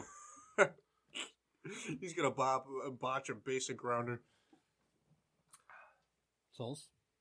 I already said one. Did you? Yes, yeah. I won't repeat myself. Back down. Mass, what did you want to talk about? Did we talk about Joe Madden and Clint Hurdle? No, we did not. We did not talk about that yet. So what Talk is about that? your mother. So what did... We can if you want to. All right. It's off the earth. All right. He didn't see that going that way. I don't think he'll ever say anything bad about my mother. Well, it's not bad. It's not going to be good to necessarily. you, but it's not bad. She's doing okay. That's all I care about. Mock's very uncomfortable. So what does this do for the two franchises? Does it help them? Does it hurt them? Is it a lateral move depending on who they get? The Cubs will be a lateral move. Do you think it was the right time to get separate from Madden? Yeah. Well, I think it was a weird move. He's had a couple bad years. It was interesting, and we talked about this last week, I think. The Cubs are kind of already attained what they wanted to set out to do. And obviously, you want to win every year. That's the goal. But it's like the Cubs didn't get cheated from any relationship, from the players they had versus coaching. The Cubs, they won. To move on. They won. So, and like Kyle said, you can be sentimental as long as you want. If you're not winning, it doesn't make any sense to hold on to anybody. As far as Pittsburgh goes, they've kind of been going down the slide for a long time now. They need to just clean that front office apart. And it's a shame, Jeff hasn't been on in a while because, Jeff has kind of been the ear to Pittsburgh Pirates. I just love how Kyle says certain things. They need to clear that front office apart. I love it. Well, he's right. Yeah. No, I know. It just he took two phrases, Yeah. Well, mashed them up. That's the aura of Kyle Souls. It's the best phrase in It's the a world. classic K-Souls mix-a-match. Yeah. And it just works. But as far as Pittsburgh goes, I don't know what the direction they need to go in. It's just like a What they rehaul. need to do, in my opinion, is sell all the top talent they have. Commit to a rebuild. They're Commit to holding it. on to that playoff team that they had. But I mean, they're a team that they start a rebuild but then the team wins a few games, so they buy pieces and just commit to a rebuild. I'd like to make a petition that if you make the wild card game but lose it, you didn't make the playoffs. Yeah, I would agree with that. That's interesting. To me, the wild card game is more of it's like an unneeded tiebreaker. Why not just Stay have of execution? Well, no. Why not just have the winner of each division and then the next best recorded team in the conference, or is it conferences? leagues. Division conference, yeah. Leagues. And the best league, just be the wild card team. It used to be that way. That's how it should be. They've added it, it's just, I know why they did it. It's more money. It's 2 extra games of baseball that are on TV.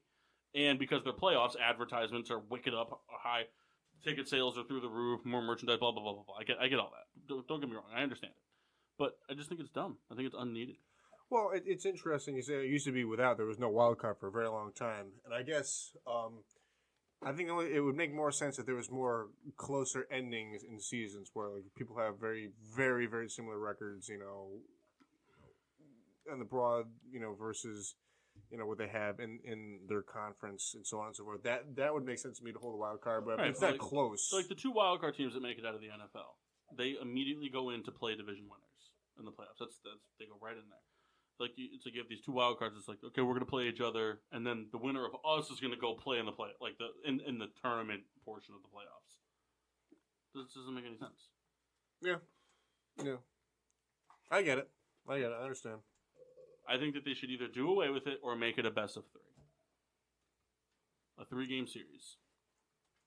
Well, it's funny because in baseball, that's the only time that ever occurs. Is that hey, it's the wild card.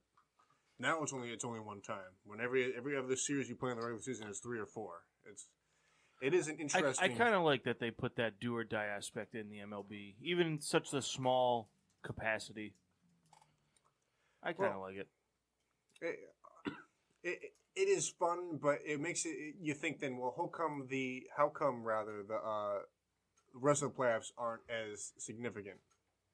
So you still have back to back. You got a 5 game, and then you got a 7. I like it because it gives another team a chance. Back in the day, it was one team. That's it.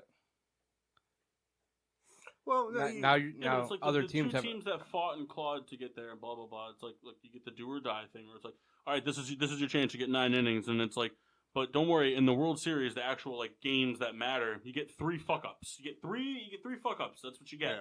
And then the 4th one is what gets you. Right. Well, I understand what Paul is saying. It's a very interesting, concept. Why is the wild card just 1? Why does it not hold the same weight? Because if you have a 3-game series, the other teams are just sitting around getting rested. But that doesn't always benefit. You're right, it doesn't. But in hindsight, they all believe that it does. Well, why can't it be more immediate? I guess why can't it be the 3 games? If you do a 3-game wild card and you just go just like how you would in the regular season, you go on a 10-game road trip. Why don't you just go right into the wild card that way, right into the divisional round rather? Why can't the division winners aren't waiting as long? It's still they sit and 4 games. Well, and the other thing too is what are they waiting right now? So the season ended, right? Then they got the day off. Everyone got the day off, right? The season didn't end yesterday, did it? Yesterday was the last day. So yesterday was the last day. Okay, so yesterday was the last day. Everyone has today off. The National League plays tomorrow. The American League plays on Wednesday. And then the National League will kick off on Thursday, right? Yeah. So they all got 3 days rest. Right into it. Boom. Monday, Tuesday, Wednesday. 3-game series for the wild card. Both AL and NL play at the same time. They each have a game. One can go at fucking 7 and the other one can go at 10. Whatever the fuck happens. It doesn't matter. You see what happens in football all the time. Football, the viewingship of a football playoff game is way more expensive than any other sport. And they play multiple games at the same time. So any other sport can do it. There's no excuse. They can do the Monday, Tuesday, Wednesday type of deal. And then you can start right into Thursday. Everyone plays game 1 or whatever, and then you get the day off or 2 games and travel, whatever. There's no way. There's ways that they can make it work. Yeah. And the wild card is now, I don't know, 15 years old. Maybe is that correct? Am I the double wild card? The double's not 15, but I think he's saying the wild card in general for baseball about 15 years old. I think it's way more than that. Is it more than 15? I've always seen it with a wild card. What? I'm sorry. Wild card first instituted in the MLB in 1994. 1 wild card. All right. So basically 25. So 10 years more than what I'm saying. So. In 2012, the system was modified to add a 2nd wild card team per league. And I'm sorry, what year was that? 2012. Okay, so that was the most recent adaptation. But fact checks. Actually, well, mass checks. No, I thought it was gonna have more of like a lasting power than that, but big bit of head shake from Mark. But it's interesting.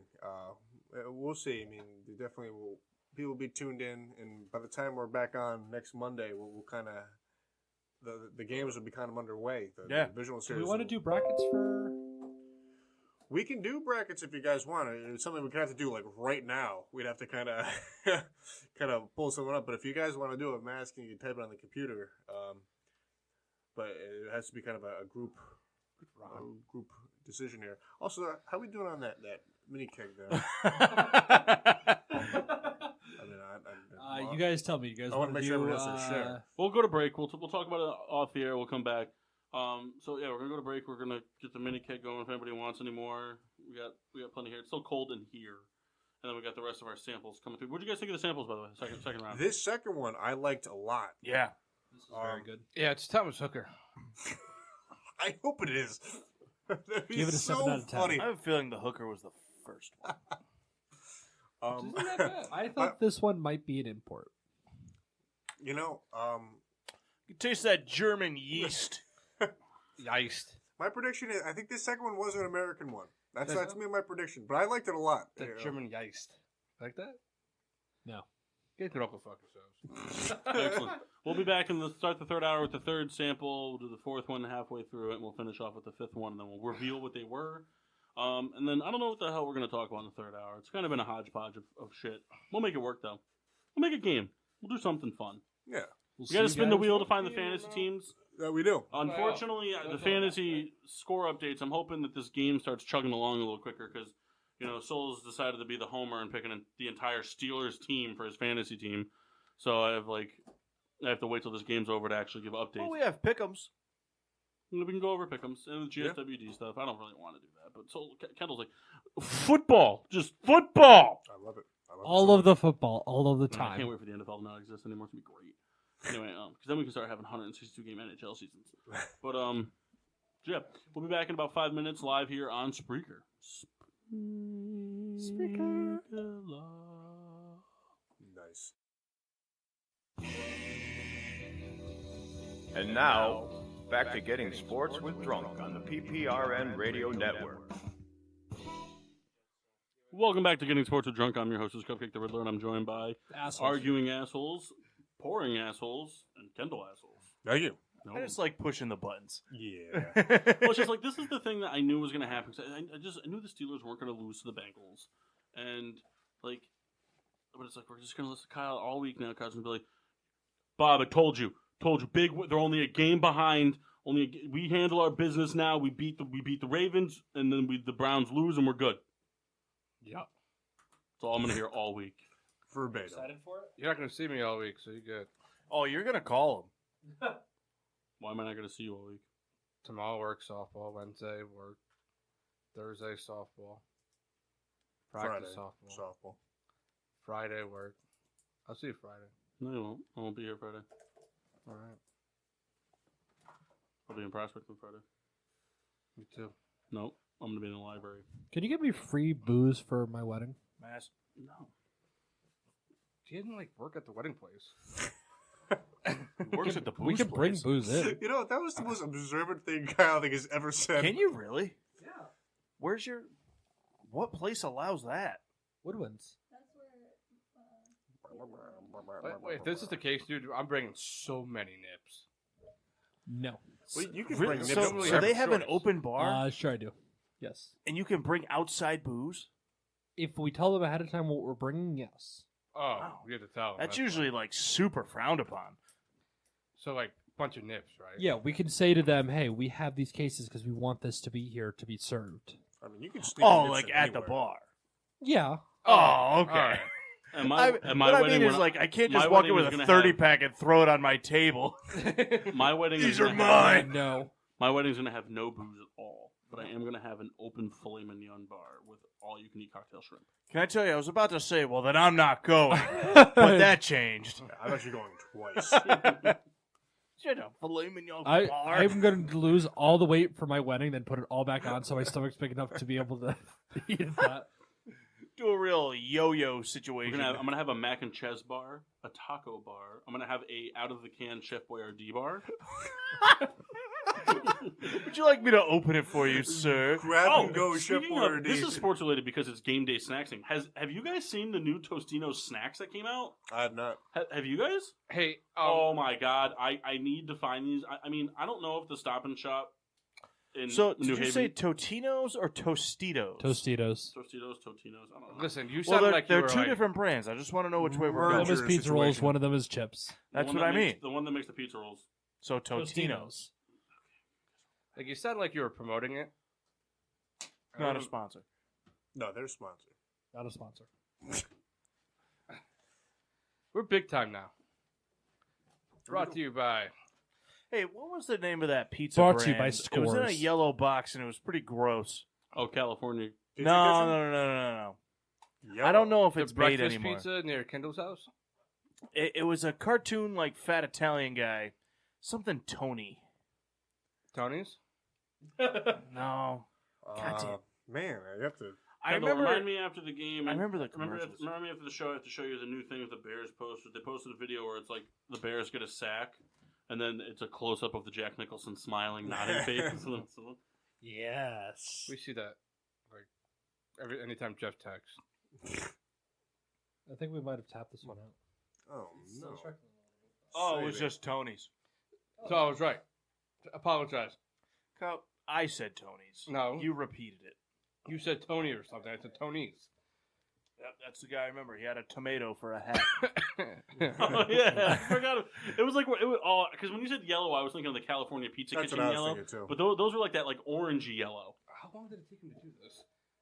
I forgot I gave it to him. Pretty much as long as it took for you to hand me that and for me to hand it back. Well, it's just like it's a gravity pour. It's not like a You ready for normal. this? You guys ready for these game day snacks? I'm Yeah. ready. Who's ready? I'm ready. All right. Kendall. New Totino's snack mix. Really? Mini snack mixes. Mass. No. Asshole. All right. So the blue package comes with cheeseburger pizza rolls, Already in. cheese curds, ham and cheese hot pockets, mini ham and cheese hot pockets, I can stay away from those. and potato bites, which are like little tater tots. Pretty All much mixed just into deep one? fry all that together. All Then mixed into then one? the purple. Yeah, no, it's like no. It's like a grab bag. Like Yeah. It's like a munchies. Chex But- Mix. but- Yeah, It's it's all like a in Chex one- Mix of frozen snacks. Then the purple bag is pepperoni pizza rolls, mini mott sticks, cheesy marinara bites, and mini garlic breads. Oh, Yeah, So I'll take the first why one. don't we have one right meow? all right, meow. Order on Amazon Mock. Or go to your grocery store. Shut up, Rebecca. I Not can good hear like that, that. and I'm very bad at It's a hearing. meme: the Dolphins, Bengals, and Redskins for the #1 pick, and it's Andy, Dwight, and Michael Scott doing the shoot off in the office. I ain't going down for it. Yeah. All right, so I asked Kendall to remind me, and he didn't. Your third samples. Did we try this one yet? No. I haven't yet. I forgot it was Right you. off the bat, you notice it's darker than the others. It's darker than the others. It's darker than the Hofbrau. It's much darker. I had a hair in my I'm not eye in to last fish it out. place. That's good. That's smooth. Well, no, I get to pick a player from everyone's team that's dropped. So I'm waiting for whoever scores the most points in your team to drop. Would that actually do anything for him? Yeah, he's got like 50 points. Lamar Jackson scored 30 points. Oh, all right. Yeah, but keep in mind that also dropped one of my players. Well, I'll drop the lowest for you. Oh, Matt Ryan? No, you had a couple donuts. Really? Yeah. Who? Greg Olson didn't score Oh. anything because he had no receiving yards because that's not PPR. Cool. There's no fraction points. And then you had Defense? whoever's defense you had netted you 0 too. Pretty sure I went Falcons defense. So this one here, for me, has a very similar taste to the Hofbrau here. Very similar flavor profile. I'm hoping I'm not misreading this here. And I'm going to predict that this is the other import. How many imports do we have? Can we know that? 31 imports. Thinking, hold on. So, I believe we have. I think it was 3 So and 2. actually, it's funny. We have 2 imports, and then we have 3 Connecticut Oktoberfest. Which is cool. Well, I know mine's Connecticut Oktoberfest. Yours, Massey's, and Mock's were all Connecticut Oktoberfest, and then myself and the Red Baron brought a important I Oktoberfest. have a very stupid question. Better than anyone I know.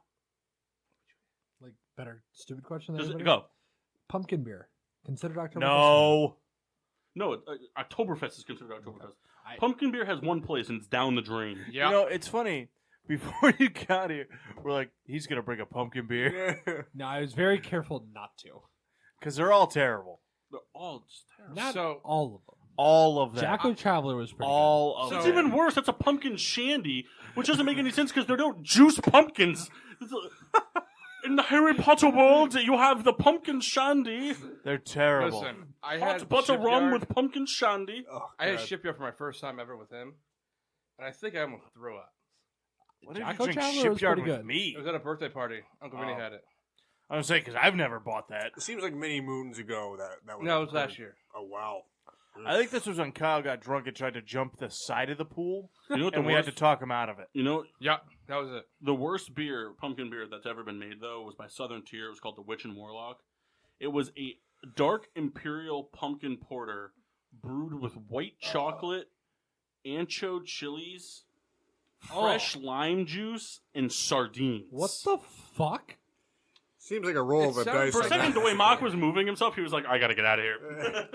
You know, it's one of those things that Kendall would drink and be like, yeah, I could drink this. You know, it sounds like that. I don't know. that Yeah, you fish could give liquor him we had. any gross shot and he'll say that. What's the name of that? The fish liquor. Oh, we had? you guys are in for we're in for a rough one. I'm figuring out. I'm currently getting a game situated. We got Jeopardy coming up. I forget what date we said that was going to be. The 21st. Yeah. We said... oh, I got a vacation that day. I'm gonna shave right down the middle of your beard, chin to neck. You know, I was thinking about doing that. Actually, you know what? If whoever's not here, there's certain things. Kendall, if you're not here, eye things, mock foot things. We said the 21st. Yeah, okay, the 21st. Of February? But I'm coming up with a new game because I found the prize of all private stocks. Is And it What do you Pretzel got? Bacon King? it is going to be Not bad. strictly that. And then what I'm going to do is at work we have heater coolers for warm liquor, and I'm going to bring it so it's warm. Oh man. And it's going Why to is be that a warm thing? shots. Can we know what this is? Yeah, sure. It was at one point a super limited and super gross edition. It was a Opa! charred Good smoked, guess. charred smoked salmon vodka. We're playing a game where when wrong answers result in shots. Oh, Yeah, Opa. I don't think I'd make it through the night if I did I like that. Opa. I like Topo too, actually. Opa was just kind of like a more like medicine-y Jaeger. What was it? Opa! It was a liqueur made by a beer company. That doesn't sound good. Who was that? Was it Ballast Point? Yeah. Because all their stuff is nautical themed, like fish and Yeah. sea and And stuff it's like also that. not that good. Nothing they make is good It except wasn't for the good, but it sculpin. wasn't bad. I've The had sculpin's worse. the only thing that they make that's decent. Tried that Apple Jack Tennessee. thing, So, too. you guys want to talk some pick'ems? Yes, I Yeah, do. let's talk about them. Yeah, why not? I did really bad this week. So, I didn't pick something for the first one, but I would have gotten it wrong. I know I missed the Thursday game too. And I you would have yelled at picked. me I would have Wednesday. picked the I didn't Packers. yell at you. I picked. The I Eagles. only I actually think I yelled at picked the you. Eagles. I would have picked Because the I Packers sent on the that. reminder. I picked the Eagles, too. But so we had some flipper flops happening this week. Oh, I got a lot wrong. I'm pretty sure I picked the Texans to win. I know I picked the Rams. So in first place at 28-18 is the Mass. Yeah! Who'd you pick in this game? In second place, well, I guess tied for second place is Kyle at 27-19. I am also 27-19. Who'd you pick in this game? I'm not sure. I think the Steelers. And also is Nose Picker. at 27-19. Yes. Just Win Baby is 25-21. It's Kendall. And Bringing up the rear. J-Mart bringing up the bottom at 12-34. Yeah, he didn't I pick don't know against. how I did so good. I didn't pick against the spread on any of these. There's no spread. Well, there's percentage win chance. There's- That's not percentage win chance. That's where. So what That's they do where is others are all voting. the Yahoo Oh. Pick'em leagues. So if it's like 68%, that means that 68% of the people who are doing Pick'em leagues have picked that team to win. I didn't pick against that. Yeah, I did. I What do you mean you didn't? I turned the spread off. With, I I just voted straight, with everybody. straight winner. Okay. Like Should just spread. Yeah, but you had the lead going into the week. You did. You were in first as of last week. Yeah. Was it? Yeah. What's your team name? Are But you we Nose were all Picker? kind of close. No. Well, whatever. Except Jeff. Yeah, Jeff is going to come in last. This from not picking. Yeah. I don't know. I was trying to do the math quickly, but then I got distracted. He didn't pick this week. So Jeff is Who didn't 12 pick and this week? 34. Who didn't pick this week? Jeff. Yes, he did. Did he? Yeah, because he didn't pick the first week, He didn't pick the first week. which was last week. We've only done this for 2 But weeks. but actually, I'm looking at the things here. He did not pick this week. Week 2 we started. Yeah, we started week 2. This is the third week we've done this? Yeah. Yeah, he didn't pick this week. I'm looking at the picks. Oh, so no, you You might. you were leading after week 2. Yeah, because Yeah, because I was. I think the first week. I went like 14 of 16. Yeah. I wasn't here last week to go over the standings. I forgot about that. Because you're a dumb whore. Yeah, well, you're not wrong. Not dumb. You're pretty. You could be dumb and pretty. Yeah, Like, no how many kidding. girls have made a living off of that? Well, there's one in the room. Kendall. She's book smart. Thank you, kindly. I knew that was coming from somebody. I just didn't know Lou who. Anarumo, you piece of shit. Bring back Marvin Lewis. Then at least we would Who expect the fuck this. is Lou Anarumo? He was the Defensive Carpet coordinator. salesman. Oh. carpet. Yeah, all right. All right. So I'm gonna. Good luck, real quick, gents. You guys want to just bullshit for a second? You guys should all take a shot for that, by the way. There's a little bit left in here. Who wants the last of it? There's an Oktoberfest in the fridge that I personally want, so I'm gonna go have that. I'm not gonna kick open the second keg. We can either leave it here for another show, or if you want to bring it home and drink the whole thing in one night. Will it last till Pittsburgh? The Hawkeye keg? What? Yeah. Oh, cool. If these aren't, as long as we don't open it, it'll be good for a year. I say we drink it in Pittsburgh. So I mean, obviously, I want to continue on with our taste testing. But did all the beers it goes in each glass? I don't know. Was there any leftover from the previous pour? I guess that's what I'm asking. You know, I don't finish mine. You can have mine. What are you asking? when we're doing the taste testing, each. Everything's fit in the cups. Okay, I'm just making sure. Kendall, everybody bought a fucking 6-pack. There's plenty of Oktoberfest. I in was there. just curious. It's just, you know me. Stop it. So Yeah, I know. I wanted to go get I wanted to go start the other sample, but I'm holding this.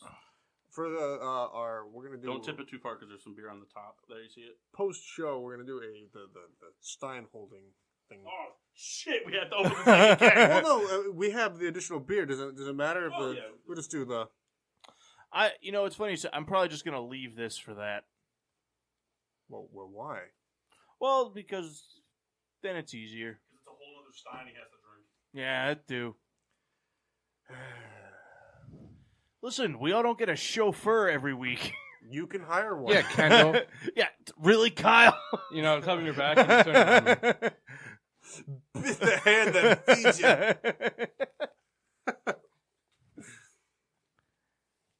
I can bring it here. Thank you. What's that? I was trying to plan a way to meet you guys on Route 10. Be like, hey, what if I just get in with you? You're going to do it with your car. I could have parked it somewhere. One of those riding dirty lots. Been there. Get your drugs and drink. God, we're so off topic. Those are dumb socks. Yeah, where'd you get them? Flea market? Flea market. Give it 30 cents. Somebody wore those socks, didn't they? I did. Those are my socks. You guys probably wear the same size shoe. Yeah, probably. My foot's small. Kyle, put your foot up with Rebecca's foot. Can't. Too far. Foot to foot action. Rebecca, give us a spin. And you're going to have to rest your foot against Kyle's foot. So if you guys could just go ahead and do that. I don't know if I can get my leg up that high. That's the problem. There, Rebecca. You have probably the same foot. Well, No, my legs hurt. Move your other fucking foot, you swine. this is an odd argument to have. My foot's bigger. We're also on speaker. Not by But much. not Also by on much. Spreaker. Right. Shut up, Mass. I think we do. My hands are small. Just barely, but you don't got me beat. Anywho, Did I anyone got see this. that Rebecca, sign? give me your foot. Did anyone see that sign What there? about Christmas. yeah. What did it say? Steelers fan was holding up a sign saying Rudolph saved Christmas, not the Steelers. It's actually kind of funny. I did see that. He doesn't look very good. I'm still nervous about this game. I'm fucking taking the lint off your foot. No, you pinched my toenail and I have a cuticle issue. Okay, like I was supposed to know that? Yes. He Everyone lives should with know. you. You should know Everyone this. should know each other's. I don't foot talk about his problems. feet very often, Mass. You should. You know, Hey, how's your fucking toenail today? remember last week when we were talking about the third hour of the show? Now, it usually just goes to shit. Well, it's the drinking aspect. It's not even that today. It is for me. Yeah, you had like a beer and like The smile that Mask gave, it is for me. you didn't even finish the first Stein yet. This is my third one. I made a False. Seinfeld reference at work the other day and nobody got it. It made me very upset. And how are you going to Close tell me that's reference. false? Yada, I've yada, drank yada. 3 of these. I made the joke that Prove it. like nobody could figure out like we do surveys and stuff, but none of the surveys have been fucking coming kill in to you. me to fill out. And so I just made the joke and I was just like, oh yeah, I was like, you know, I mean, I haven't even gotten a paycheck since I've been working here. Like I don't think I even work here. And then they were just like, they're like, oh, ha, ha, like yeah, like you haven't gotten a paycheck. I was like, yeah. The weird thing is, I don't even work here. And then they were just like, yeah, that's what you just said. And I was like, nah, never mind. Now, are you the youngest guy there? The youngest guy, no. Like that was in that room when you made that joke? Oh yeah, by a lot. So they should have gotten it? Oh yeah, 100%. I wasn't paying attention to. There was a guy there that said he's seen every episode of Seinfeld and had no idea what I was talking about. I got it. All right. He's a bitch. Poking a peek, man. Poking a peek. Poking a peek. I was in the pool. Just saw a tweet somebody put out. Watch AJ Green be a Patriot or a Packer by next week. All right, let's do some GSWD updates on the fantasy there. I know Kendall's been itching for that. He's been like, oh yeah, somebody please just let me slap a penis so hard. Any penis presented, I'll slap it. Hard as I can. Mine's available. All right, so first up was the Hock'em Sock'em Robots. They scored a whopping 90.68 points on the week, going up against Tyler's team at 133.08. That game is the final score of the game. So, Kendall, you lose. Up next was Roger Dodger taking on Carry On My Wayward Son, which is Rebecca. Stole my name.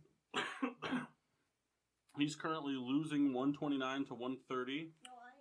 No. Mock's losing now. They just did a stat correction. Aaron Rodgers actually wasn't really Aaron Rodgers. 25-point stat correction. Well, actually, even if Aaron Rodgers didn't play, he still would be winning by a point right now.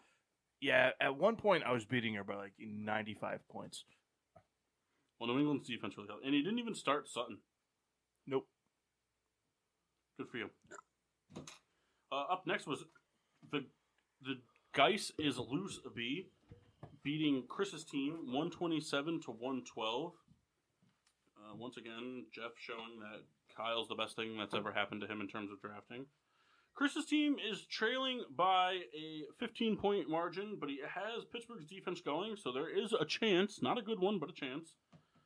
Next is Eric's expert team taking down the number 1 seed, D's Lutz. Yeah. Eric's winning 157 to 137. I trusted Juju tonight. Yep, he's trusting Juju Smith-Schuster, who's only gotten 3 points so far. So he needs a 20-point fourth quarter from him. Fuck you, Juju. And then the last game is the bigger of the barn burners. We have Kyle Souls' team at 133 points, leading Macaroni and Breeze, which is the Riddler's team, 133 to 124. But the Riddler has James Conner and Joe Mixon going, so he currently trails by 9 points. Hope you win. Me too, off of like 7 Joe Mixon touchdowns. No. What about 7 Joe Mixon touchdowns and then 17 Juju Smith-Schuster touchdowns? Talk about it later. We'll talk about it later. And you want to know No, we'll something talk that's about that crazy? My bench scored no points this week. That's pretty funny. Oh, yeah. Well, 3. Yeah. 11. Oh, I didn't see Duke Johnson there. Got them carries, man. That's what I strive for, though. I hate leaving points on the bench. So if my bench can have 0 points or not be even active, it's even better. And I almost achieved that in all my leagues. Almost. I'm an asshole. I forgot to take out T.Y. Hilton. That's right. He was out when Kendall picked him. Thumbs up. I thought he took him out. Machcine, what's going on over there? You seem down. I don't know. Should probably say that into the mic. Yeah, dickhead. I said that into the mic. What do you guys think of the fourth After tonight, you're Oktoberfest? fucking crazy. What do you guys think of the fourth Oktoberfest? I don't remember. Did you drink it yet? It's in your hand. No, I had a sip before. So, thoughts? So, This is the best one. really, this is my least favorite so far. Yeah, this is like a 4 out of 10. Very bland. Yeah. It kind of just tastes. To me, it tastes more like kind of like a flavorless amber ale. Yeah, this is definitely Thomas Zucker. It's like Kendall just pissed in it and handed it to us. You know why? It's Thomas Zucker because I like it. Kind of good for you because I wish I could pee cold. Yeah, see, that's a nice flavorful piss. cold. I would love that. Paul loves everything cold. Was it Mach? Somebody in the friend group was amazed at softball. Like I would It was just you. cut the You stream. stopped- yeah. Was it you that was? Yeah. Like, I'll just drop trow and start pissing at the softball game, like in the parking lot, and someone will say my name, and I'll just immediately stop, pull up my pants, and go see what they're doing, or just talk to them, be like, all right, and then I'll just start peeing again. And Mark was like, "How do you do that? You just cut the stream so quickly and just like nothing?" Can you not? You're not supposed to be able to do that. Kegel exercises. Kegel. You don't have the proper equipment to do that. I you know what? I'm not sure. I'm not sure what you got going on over there. So, I also can do one other thing If we got a wild sex life. that it happened by accident one time, but I He tried can it. detach his penis. I tried it a second time. No, I can withdraw the poop back into my body as it's coming out. That's fairly impressive. It doesn't feel good after because there's a lot of air in there, so it's kind Because of like. one, how do you do it? And two, why? Well, I got scared.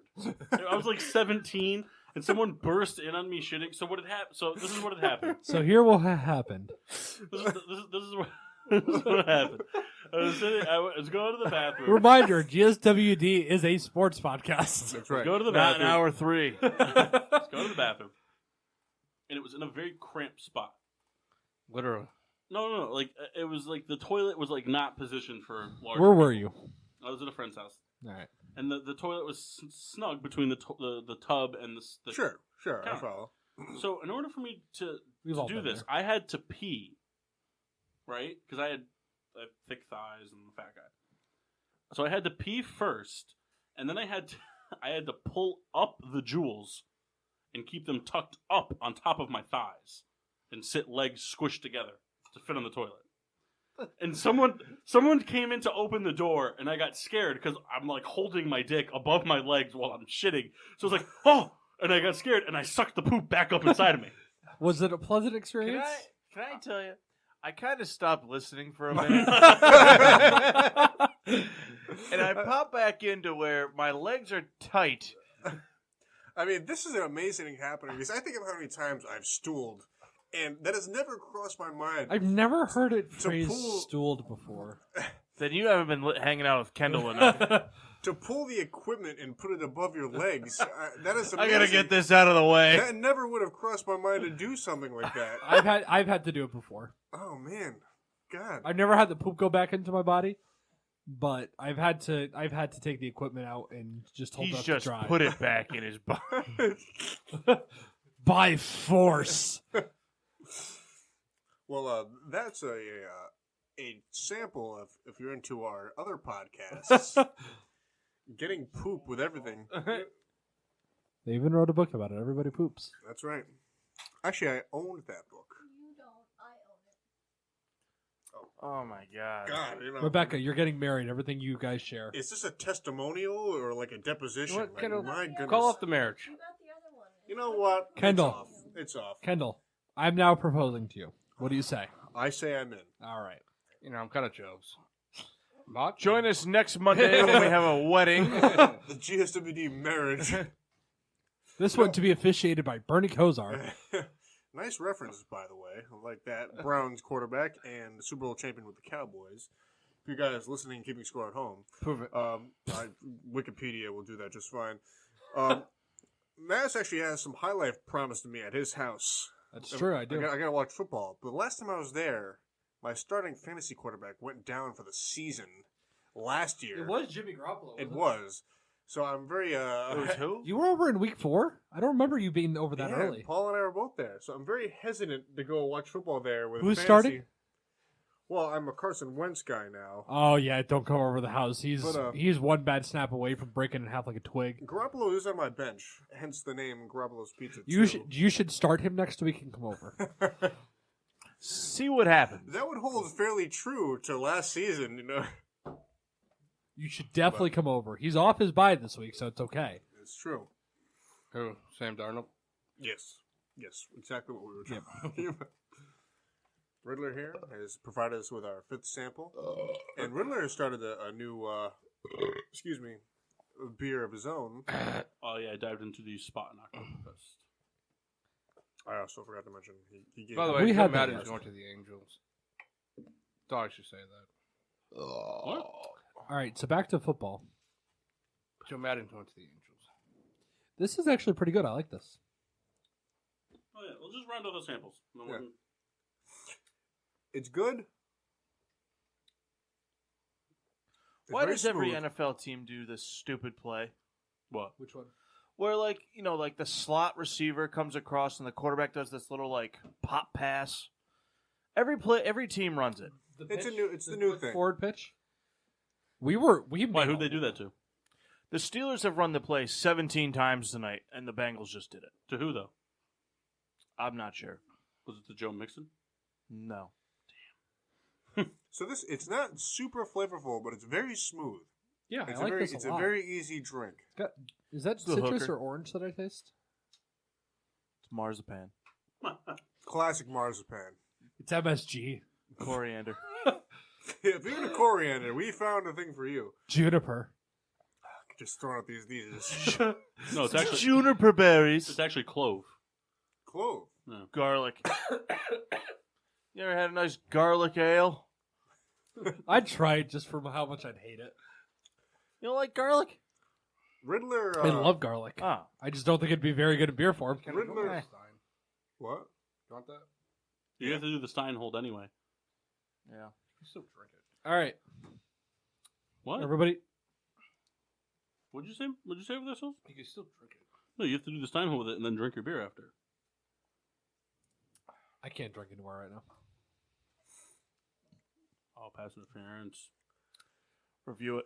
So, I think that was the other imported. I think I guessed. I wish I kept track. I'm an idiot. I think that's right. That's the second import That hit the pylon. Okay. in the Steelers game. No, That's just like it. bounce. Yeah, but you're interrupting him. So I think that's the second imported Oktoberfest of our 5. So we had 2. That's my prediction. So we'll see. Riddler is the only one who has access to that information. So we'll find out at the end, or whenever if he wants to do it now. I don't know. I mean, we've gone through the 5. We can do it now. I mean, We'll do the end with beer reviews. it'd be a nice tease. It's tea. Oh, yeah. Yeah, taking my deep. I mean, Souls, if you don't want to drink that Stein, I'll be happy to drink it for you, and then you can fill up again, and I'll drink that one too. So you just let me know how you want to play it. Here. You really don't want it, Kyle? No, it's warm. All right, not a problem for me. Miss, send it over. So what is this thing? What were you telling Kyle he has to do? Yes. Sorry. Kyle, what does he have to do? Stein. Oh. something? Do the Stein challenge after the show. Oh God, what is this? You'll find out after the show.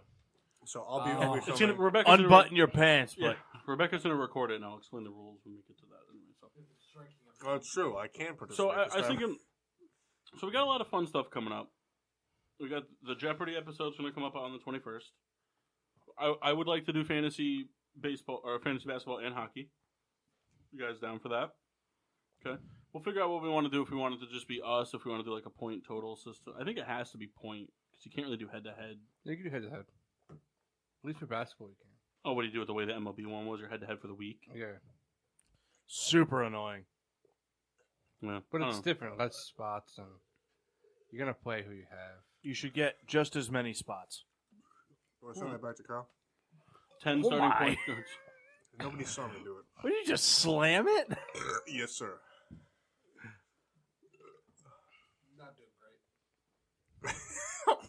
Not doing great. Sits back. Oh God. Oh shit. Off topic. I'll set it up. Look at that color. I'll probably set it up tomorrow. I'm excited. I'm setting shit up. I'll set it up. Okay. You got a long week. Take care of it for you. I'll set it up. No, you won't.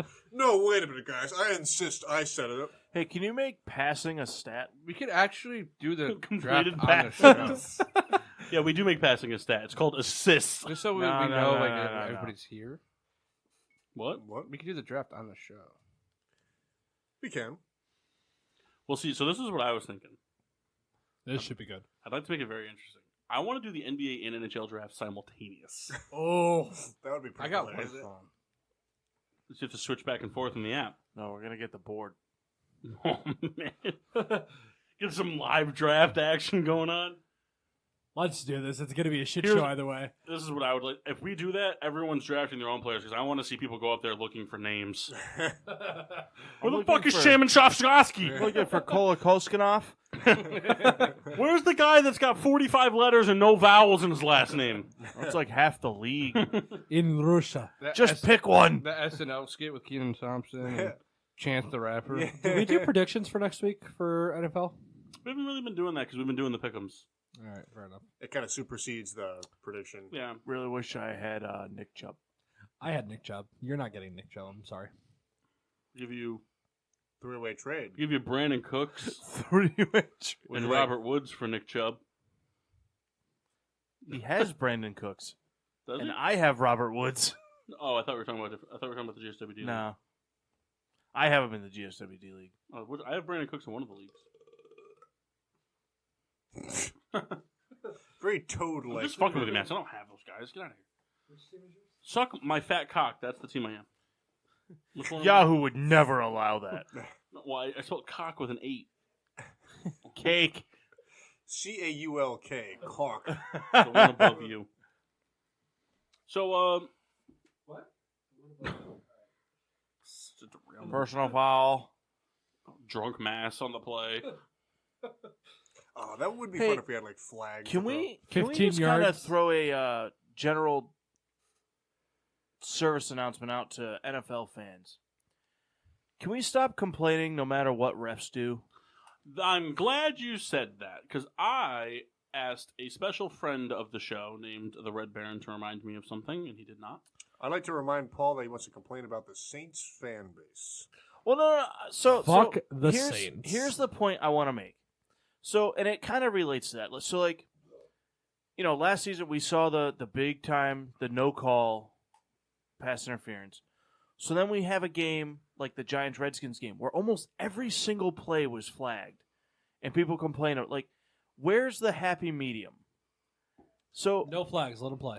But then if there's no flags and there's the blatant no call, people complain and now they're suing the NFL. Like, So Souls, what was the call that they didn't make in the game last night that we said was a good call, good no call? Pass interference. I forgot who it was on. What game? I think it was on the Saints. It would have been against the Cowboys. It would have been DPI on the Cowboys. Is that the play you're talking about, Mark? yep. What? Steelers just ran the same little pop pass again. Keep it going. Keep doing it to Connor. It's wild card 101. Good But play. it's with the quarterback. Wildcat, not wild card. That's a shot. Did I say wild card? Yeah. That's Well, a shot. No, it is wild card 101. Wild card, man. Well, the Wildcat is a wild card. That is right. Yeah. Pour it up heavy, please, Mass. You want to make some Oktoberfest Boilermakers? I would actually like to do that. Matt, Mock, would you like to do that? No, thank you. Don't be no ish I got a gold toilet you could sit on. It's not a matter of the toilet. Toilet. I need a wicker basket. Oh, God. You need a beer to make this Boilermaker for him. Although he has beer. I do have a beer here. So, fuck, I wish I remembered the play. Heard that, I right? heard that through the headphones. I know it was pass interference. There was no contact. It's Oktoberfest farts. Right. So, I said this to Kendall, and I've had this discussion. I had this discussion with somebody else. I'm a huge. I think I had it with Mock actually. I'm a huge opponent to the PI call challenge. I think it's I think it's bullshit. I think it is such a waste of time. You know, everyone wants to make these games high impact, high score. You know, bang bang, this and that, and you're slowing it down and you're taking that away. Yep. And was what happened with the Rams and the Saints last year in the NFC Championship game an absolute devastating thing? Yeah. Yeah. Did it most likely cost a team a Super Bowl appearance? Nah. Yeah, it did. Nah. It did. Nah. But I understand it was on a huge stage, but people act like the NFL, the fan bases, they act like games have not been lost on bullshit like this. It happens for all the years. time. Yep. Years. And now, it's just getting to a point where last night I was sitting down with Souls watching the Rams, or the Saints and the Cowboys play. And, I mean, in that stadium, it is That man looks so scary. fucking ridiculous how much of babies they've become towards the refs. I mean, they are like, they just have this, like, the Saints to me have become so like unfun to watch because it's just become a feel bad for us. We got fucked over. Feel bad for us. Like, and I'm not saying every fan feels that way, but it's like there was a play last night where they were questioning if it should have been DPI on the Cowboys against the Saints, and they ruled that it was not pass interference. And at that place, I mean, it erupted with boos, louder than if they had scored the game-winning touchdown to beat the Rams in the NFC Championship. Right. Like, way louder. And it was clearly not pass interference. And I know it's subjective, but the announce team said it wasn't pass interference. The Joe Schmo fuckface that they have that chimes in that used to be a ref, the Mike Pereiras of the world. Worst guy ever. Kendall loves him. It's not a Worst ref. guy ever. I sent Kendall a Mike Pereira Why do doing you like a hate Mike referee Pereira? call Very on Buffalo funny. Wild Wings. Very, very funny. I've never seen that before. Why do you hate Mike Pereira? Because the guy's a sellout. The guy had that. He did. Hold on, we'll save it. My point is, it's just nonsense now. Like, there was a play where DeMarcus Lawrence was coming in for Teddy Bridgewater, and the offensive tackle for the Saints, like, got his hands kind of on his collar, but where the ref couldn't see it, and pulled him down. And DeMarcus Lawrence fell down to the ground and rolled into Bridgewater's legs, causing him to fall. And they gave it a roughing the passer call. Now, I'm sorry, but that's not a roughing the passer call. Because you need to look at the whole play. That's what you don't look at the defensive player and where he made contact with the quarterback. You look at if there was no intent, because you look at that whole intent thing with when a quarterback slides to give himself up. That's what it was, Kyle. It was the quarterback sliding. That's what it was. Oh, the late one. That's what it was. It was when Teddy Bridgewater slid, and the defensive player for the Cowboys leaned in with the arm as he was sliding, gave himself up, kind of fell on top of him to an extent, but had his arms up and rolled off of him. And they said that there was no penalty for unnecessary roughness on him. And there wasn't. He did everything in his power to make sure he did not hurt Teddy Bridgewater. And it's just everything that happens, the Saints fan base is just the whole petition to replay the NFC. I'm sorry, but yes, did they lose the game? Yes, and was it taken from them? Essentially, yeah. But you're a loss. It's a loss. Eat it. Right. Eat the loss. Well, they're ignoring a lot of the calls that went uncalled too. There were. The other thing too that the Saints didn't realize: there's 14 other teams that would have been willing to have that chance of that call happening just to be in the position they were in. Yep. Right. For the last, 2 years? And just 3 like years? everything else, I'll stand by it, whether it's my team or it's not. It doesn't matter. That one penalty does not decide the game. No. You hold the Rams on another defensive drive and don't let them score a touchdown. That means nothing because now you're up 2 scores. Yep. Right. It's unfair to use the... You go to overtime and don't throw the pick. Right. You win the game. Right. It's unfair to use the refs as a scapegoat. Because at the end of the, those are people.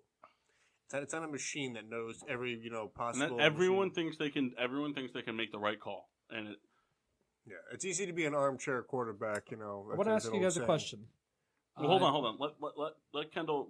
We derailed Kendall earlier. Get to your Mike Pereira thing. Oh, so I have a very major dislike for Mike Pereira, and especially because he was the guy who set the tone for all these. Anytime you watch any NFL game now, here's the head of NFL officiating, blah blah blah. They tune in. Mike Pereira was a guy who was the head of NFL officiating, who was on his way to retire. He was getting ready, he was done, and then flashed some money in his face. Hey, I want you to come do this. And now we have to sit through every single NFL game, which we had through our entire youth. We have to sit through a game where a controversial call comes, and now, hey, let's flip it to the guy who was a referee for 5 seasons, or here's a guy who sat in the back of the room or whatever, and let's see what they have to say. Can I give an analysis? Can I give a comparison? Please. Do you know what Mike Pereira is to the NFL? If you want to compare it to the sport. What Mike Pereira is to the NFL is what that little tiny fucking 3x6 box that they put for the strike zone on the MLB games on TV. That's what Mike Pereira is. Because every single pitch that's inside that little box that's not an official box is a strike to everybody watching the game. And they get pissed off when it's called a ball. Just like the fake yellow line that's not really on the field. That's what Mike Pereira is. A penalty happens, the refs review it, and they say, hey, we decided this is not holding or this is holding. And then Mike Pereira comes, well, by the official guidelines, blah, blah, blah, blah, blah, this is a hold. And you want to know what? 99.9% of the time, he's right. It is the way he's saying it. But he also has the luxury of sitting down and watching it from several different angles in slow motion, dragging it out. The refs, yes, things can, but if the refs if it's not challenged and it's outside of 2 minutes, the refs don't get to say, hold on. We're going to stop the game and go look at this. Right. Now, I don't hate Mike Pereira as a person. I don't hate any of these officials as people. Except for Bill Belichick. You love Ed Hockley. But the point I'm making is that we watched football for a long time where the officiators were able to just call these plays. And, and anybody who knows the sport, anybody who can follow along, game of speed or reverse replay, they can look at it and they can be like, hey, well, this is what we've been taught. This is what we know the rules to be, and we can make the call as so. At what point do we need a specialist to come in and explain something that we already knew or something that, was determinable? But what do you gain as a viewer from nothing? We gain nothing. Added commentary. But it's not necessary. You know who I really don't like? On the same guy, but a different station. That Dean Blandino guy. Well, Dean Blandino. Fuck Dean Blandino. Well, he's not even the same type of person. But he fills the same role, except he was way more shady about it. Well, the guy like a Dean Blandino is the same guy that Fox used in, I can't think of, Jay Glazer.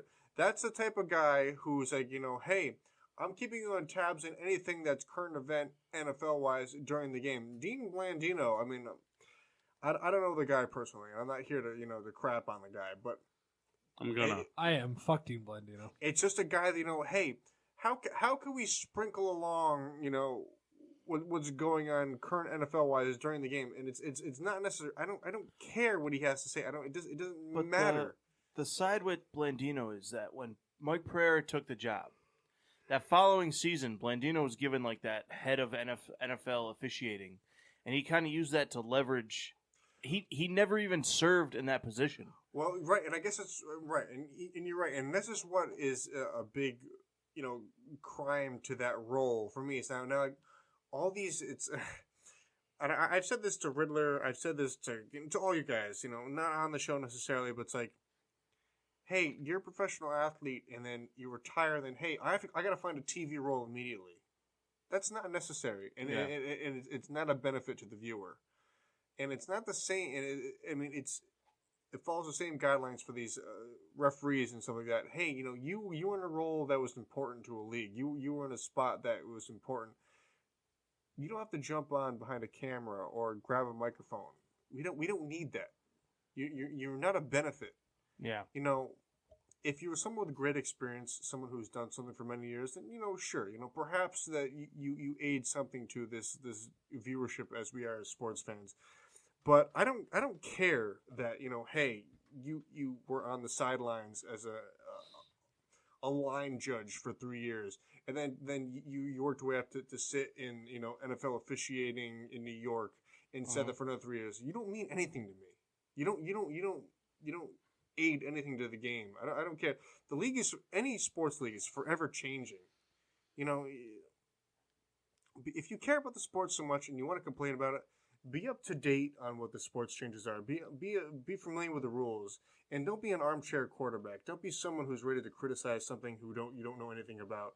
And it drives me the most nuts because people want to be complaining about things in hindsight, and that's completely wrong, and it bothers me very much.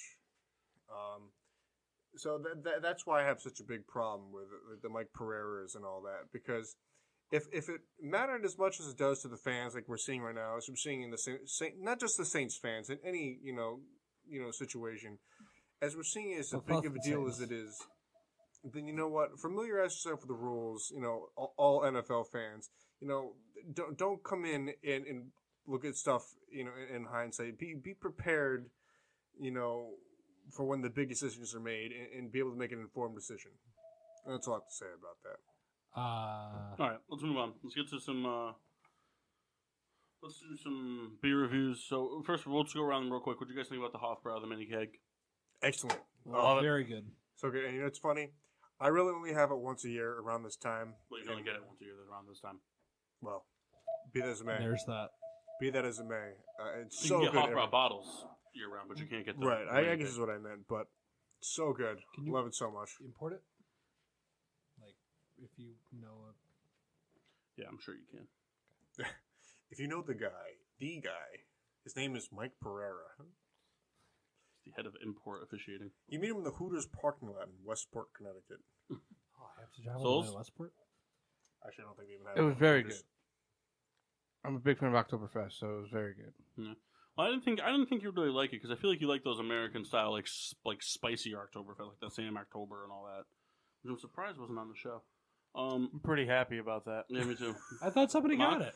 Wait, it was funny. I thought Mark was going to get it because that's what he talked about last week. So I had this pretty big plan because I think the Sam Oktoberfest is pretty terrible. So I had this plan where I was hoping it was going to be up to me to get it, and then I wasn't going to get it. Which is pretty funny because I didn't know that's what your plan was ultimately. Well, of course you didn't. I didn't tell you. It's a good thing he didn't, because that's what I would have gotten. What a real rat. Oh, Mass, you would have been the perfect scapegoat. I know. You would have been the guy, too. I mentioned it before. We're hoping to get the Coors Light Oktoberfest. Yeah, I October. looked for it. That doesn't exist. Yeah, I looked for it. I didn't see anything. You got to get the Busch Light Oktoberfest. I looked You know, for that, too. No, forgive me if I'm wrong. The Busch Latte, are you guys familiar with that? Yeah. That's not the same thing, though. No. The Busch Oktoberfest, that was one of the funniest things, I think, ever. That was so funny. Oh, you're talking about the way it comes out in the can and pitching So- it as... I mean, go ahead with the story. So one of our friend Vito bought, the fall limited edition cans of Busch Light for softball, and we're like, "Oh man, you bought the Busch Oktoberfest," and he's like, "Oh, I didn't even know. I wonder how they are." And now we're drinking them, and he's like, "Man, these kind of taste the same." Like, yeah, well, they're just What? Busch Lights. What makes an Oktoberfest beer? That's a legitimate question. It's the style of beer, just like you figure like an IPA, a lager, and it's just the style of beer. It's a Marzen style beer, which is Yeah. a German style of beer, but the Oktoberfest incorporates it's a lager of sorts, but it incorporates a little bit more spices to it, and it has a little bit more full body to it than like a traditional lager. It lingers in your mouth. It's got a little bit longer of a profile to it. Like that sentence lingers in your mouth. That's what he Tell you what, said. I really am like pissed off because I'm gonna lose to Kyle by a point. Why? Last time I checked, I was losing by 4.5 points, and Mixon has about 5 rushing yards and that one reception for 8 yards. I'm gonna lose by a fucking point. He just got another one, didn't he? I was just talking about that reception. I'm Chris. I was gonna call you dumbass. Andy Dalton is garbage. Well, let's be real though. Who's he throwing to? Flag. He's got John Ross, who's not really great. Tyler Boyd, who's also not great. All right, what'd you think of the Hofbrau Mass? 15 out of 10.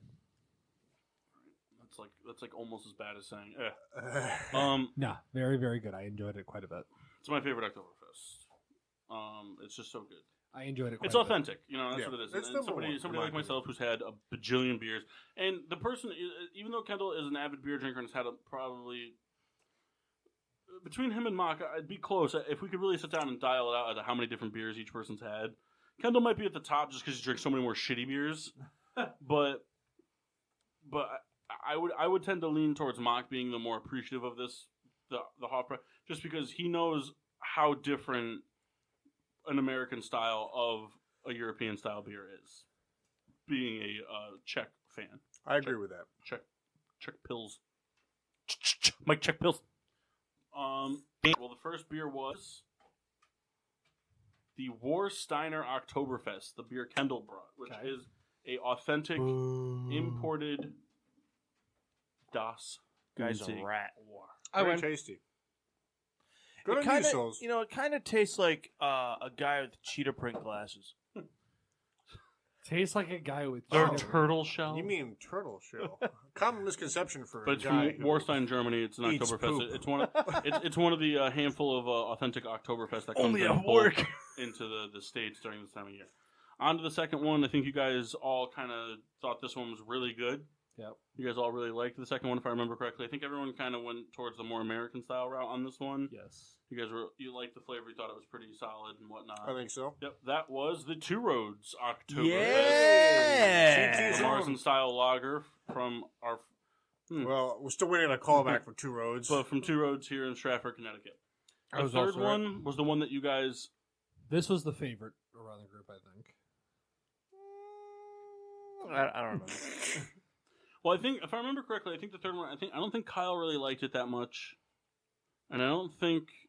This was my favorite beer. I think you liked it. I think Kendall said it was decent. Sad. I hate when we do the blind taste test, but it is the Spaten Oktoberfest, Spaten. which is right on par with the Hofbrau in terms of world consumption of Oktoberfest. And it's actually the world's most popular Oktoberfest because it's the only authentic Oktoberfest that's brewed year round. I have a question for you. That was the darker one that you guys had. Yeah, I like that a lot. That's the one I have in the cup right now. You can see how it's much more. It's got a lot more like coppery color to it. Any skewed perception because of the bottle being green? What? So I mean, isn't primarily one of the more skunked beers? And I'm saying that in a generality. Are you asking if it's skunked? No, that's not what I'm asking. I'm asking because of being in a green bottle, regardless of the time or whatever. No. Get your thoughts done. Do I have an opposition to it being in a green bottle? I guess that's kind of what I'm asking. No. No. This is darker. It's a darker beer. So the darker beer mixed with the green bottle, it'd be like if it was in a brown bottle. The fourth beer, I think the general consensus was, I think you guys thought it was Bad. Yeah, you guys all kind of shit on this one a little bit. Kind of yes. You said that there was it was very bland, not a lot of stuff to it. My beer. Yep, that was the Firefly Hollow out of Bristol, I believe they're out of the Oktoberfest. You're welcome. You know what's funny? Mass, I love you. We know you're going to bring the worst beer. I walked in and I was just like, yeah, this looks like it's going to be terrible. And then last but not least, which I believe Kendall actually very boasted flavor profile-wise, was the Thomas Hooker Oktoberfest. Hey! So this was very good. I enjoyed this a lot. Good on you. I actually almost got that. I didn't want to give reviews during the whole thing because I knew what we were pouring. So I'll give my reviews now because everyone else kind of did it throughout the thing. Sure. The Oktoberfest from Two Roads, we'll start with the American ones. It's a very serviceable Oktoberfest. It lacks the actual like complexity that a real Oktoberfest should have, but it's a drinkable regular Oktoberfest. No, you have to do the Stein challenge on it. Just hang on to it. It's a drinkable regular Oktoberfest that people like. You know, there's a lot to love about it for the American side of things. Moving on to the Firefly one, execution was not done well. They were on the right path of making a good beer of their own. If they took this beer and put it into a can that didn't have Oktoberfest written on it and wrote spiced amber ale or something like that, and maybe kicked up the coriander inside of it a little bit, you'd have something here, something different that not a lot of people have. It's interesting. But it's not Oktoberfest wise. It's just a little too bland and it's too light. And the Hooker Oktoberfest, I know the world, the tables that be here thought one way about it, but It was terrible. It was fucking atrocious. It was so bland. And it was very, very thin. And that's not a shit on New Souls. You knew I was going to hate it because Kyle was like, I'm going to get this one. I was like, please, please, please don't. Please don't get that one. He's like, I'm getting it. The spotting for me is my favorite. The dark complexity color to it gives it a much more thicker, warm feeling to it. The spices are very mellow, but they're there. Complex beer. Very well-rounded. Nice full body, much like the Hofbrau. And then the Warsteiner, similar, but the Warsteiner to me, like we said in the beginning, it's got that a little bit more tart flavor to it. The spices are dialed back into it. But it's a tasty Oktoberfest. But it's interesting. I really enjoyed this segment a lot. But I think it speaks Come on, much. call your timeouts, Cincinnati. Call your timeouts and check down to fucking Mixon. It speaks so much into a beer that I gotta owe the Riddler entirely 100%. The Hofbrau is my all-time favorite Oktoberfest, and I really only drink it only this time of year. And it was very good. Out of this, mini keg situation, and I love it so much. So good on you Riddler for having an exquisite taste. Good on the good folks at Hofbrau for making an excellent product. Still fuck you, Riddler. Congrats, Souls. And we're still waiting on Hofbrau to give us a This contact loss back. left a real bitter taste in my mouth. Why? I don't want to play fantasy anymore. I'm not checking my team for the rest of the season. Can I have some of your players? No. All right. Taking the L's as they come. For you guys who listen to the entirety of the show, Pittsburgh Steelers. Souls is the one that he always gets his fucking teams win and his fantasy bullshit in the same week every time. 27-3, Pittsburgh over Cincinnati.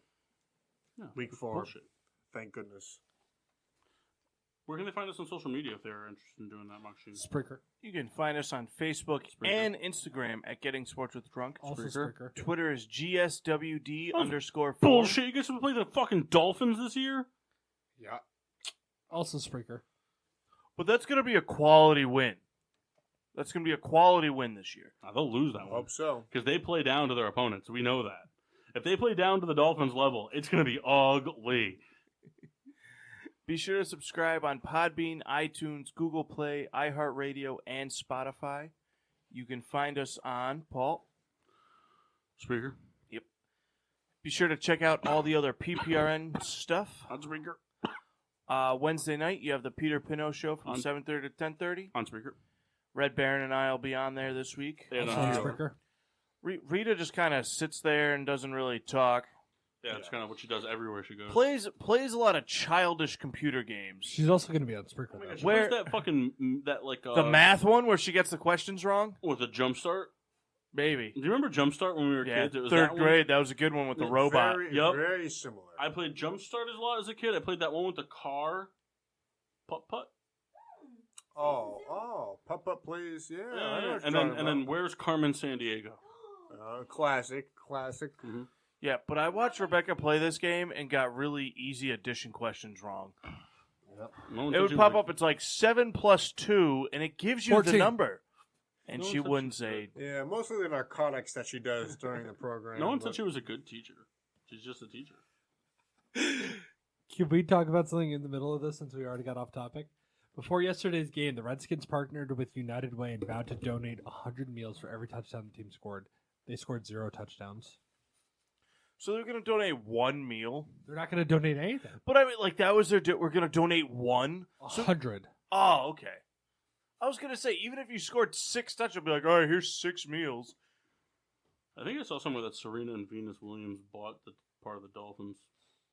Probably, because they're like a group owned team. You could probably get in on it now pretty cheap. The cost of Apple in the 70s. I'm going to be honest with you, Paul. Not too long ago, I looked into what it would take to buy shares in the Packers because I know they're a publicly owned team, Yep, but they haven't sold shares since like the 80s. We wouldn't be friends. You know what I would have done with it? It would have been a birthday gift, and it would have been the funniest thing. If we're like, Paul, we all chipped in and got you this great gift, and you open it up to a placard saying that you're a part owner of the Green Bay Packers. You have no idea how much glitter there'd be in your house. Just the idea that you thought about doing that, I'm going to send you one of those glitter bombs that's going to open your eyes. That's what you fucking get. Kendall, you wouldn't do that to me, would you? Never. Do you know what they're talking about? I have no idea. Mock said that he was looking into buying shares of the Green Bay Packers and then like putting them in my name to give to me. They would have been a birthday gift. Oh God, that's rotten. That's awesome. That's not cool at all. What if that was the punishment for coming last of any GSWD event? Well, No, see, it's a disgusting shot. Right. That's why I'm just saying it would Paul have been wouldn't fun. play. If that happened, every single electronic device in Mass's house would be destroyed. My house? Every single thing in your house would be covered in glitter and glue. Why? I would absolutely just destroy. I don't even know what I would do to Kyle because he doesn't really care about much things, but it would be bad. Why would you break my I would stuff? find a way to do something bad to him. And Kendall, I would just go to Kendall's house and dump every fucking liquor and food in the garbage and just. Yeah, I would never do that to him. Why would you do that to me? Because you would have been part of it. I said we were all chipping in. And I would have shaved Rebecca's head. I would have now shaved it might be Rebecca's head, worth and then, I would have bought and that. then I would have tattooed Kendall fucked Katie Peel on the back of her head. I would have bought that chair just to watch that happen. Yeah, which means all the electronics in your house have been destroyed because it means That's you right. chipped in. Worth the trade-off. I have Is- home insurance. Very specific, very personal attacks made in the past 2 minutes. I mean, that's bullshit. I agree. I'm with you. That's like me just shooting Derek Jeter in the head. I mean, I don't think it's quite on that level. It is. It is on that level. It's like, You're talking about because Mock's murdering- love for Derek Jeter is equal to that of my hatred for the Packers. But you're talking about Well, like, murdering another human being. We could have bought enough shares to where you get it on like contract decisions. No, that would not happen. I know we don't have the funds, but if we did, you could just sign like Josh Freeman to be their starting quarterback. They'd probably kill it, and then Jeff would be happy. You know what would suck about that? Kyle would be like, "See, I told you, I told you." Paul's got my back. He would just find needed the that right system. jersey. put in Nathan Peterman. Like, oh, here's LeGarrette Blount. Knew he was going to be a Packer. No, that would be the thing I would do to Kyle. I would wait for like really good matchups, and then like I would let Aaron Jones rush the ball, and then bench him for the rest of the game, and just really fuck with his fantasy team. He'd call you from the sideline. Be like, dude, I'm down 6. Can you give Jones the ball, please? Like 8 times. Kyle, we're trying to go down the field to score a touchdown. Yeah, but I need to win fantasy. Are you And kidding Aaron me? Jones isn't that good. You guys are talking like I would be helping the Packers out. Yeah, what you're gonna want to do here is the 25-yard flea flicker. Well, flea flicker works every time. Classic NFL move. Yeah. Best All right. play Nobody in all of expects it football. 3 times in a row. Make sure to tune in next week for more garbage content. On We do the Spreaker. best we can. NFL Power Rankings coming soon. I want these guys to get their creative wheels turning. I'd like to get some more social media works going where we maybe like some weekly shit. NFL cans. Yeah, NFL. But I'm talking about you guys individually doing some stuff. Right, but NFL cans coming tonight. Unless you listened after we posted. Then they'll have I come want you before. guys to come up with some stuff that we can work on. I want everyone to start getting involved with some more stuff, so we can get some more content going out. So stay on the lookout for that. On the lookout for that. Make sure you check out Sierra and Dodger Films. Well, yeah, we'll be back next week. Until then, I'm your hostess, Cupcake the Riddler. I'm Mock. Sheen Washable. Nope. Yep. Yoshi. K-Bob Souls. The Masker's Massey. And I'm the Red Baron.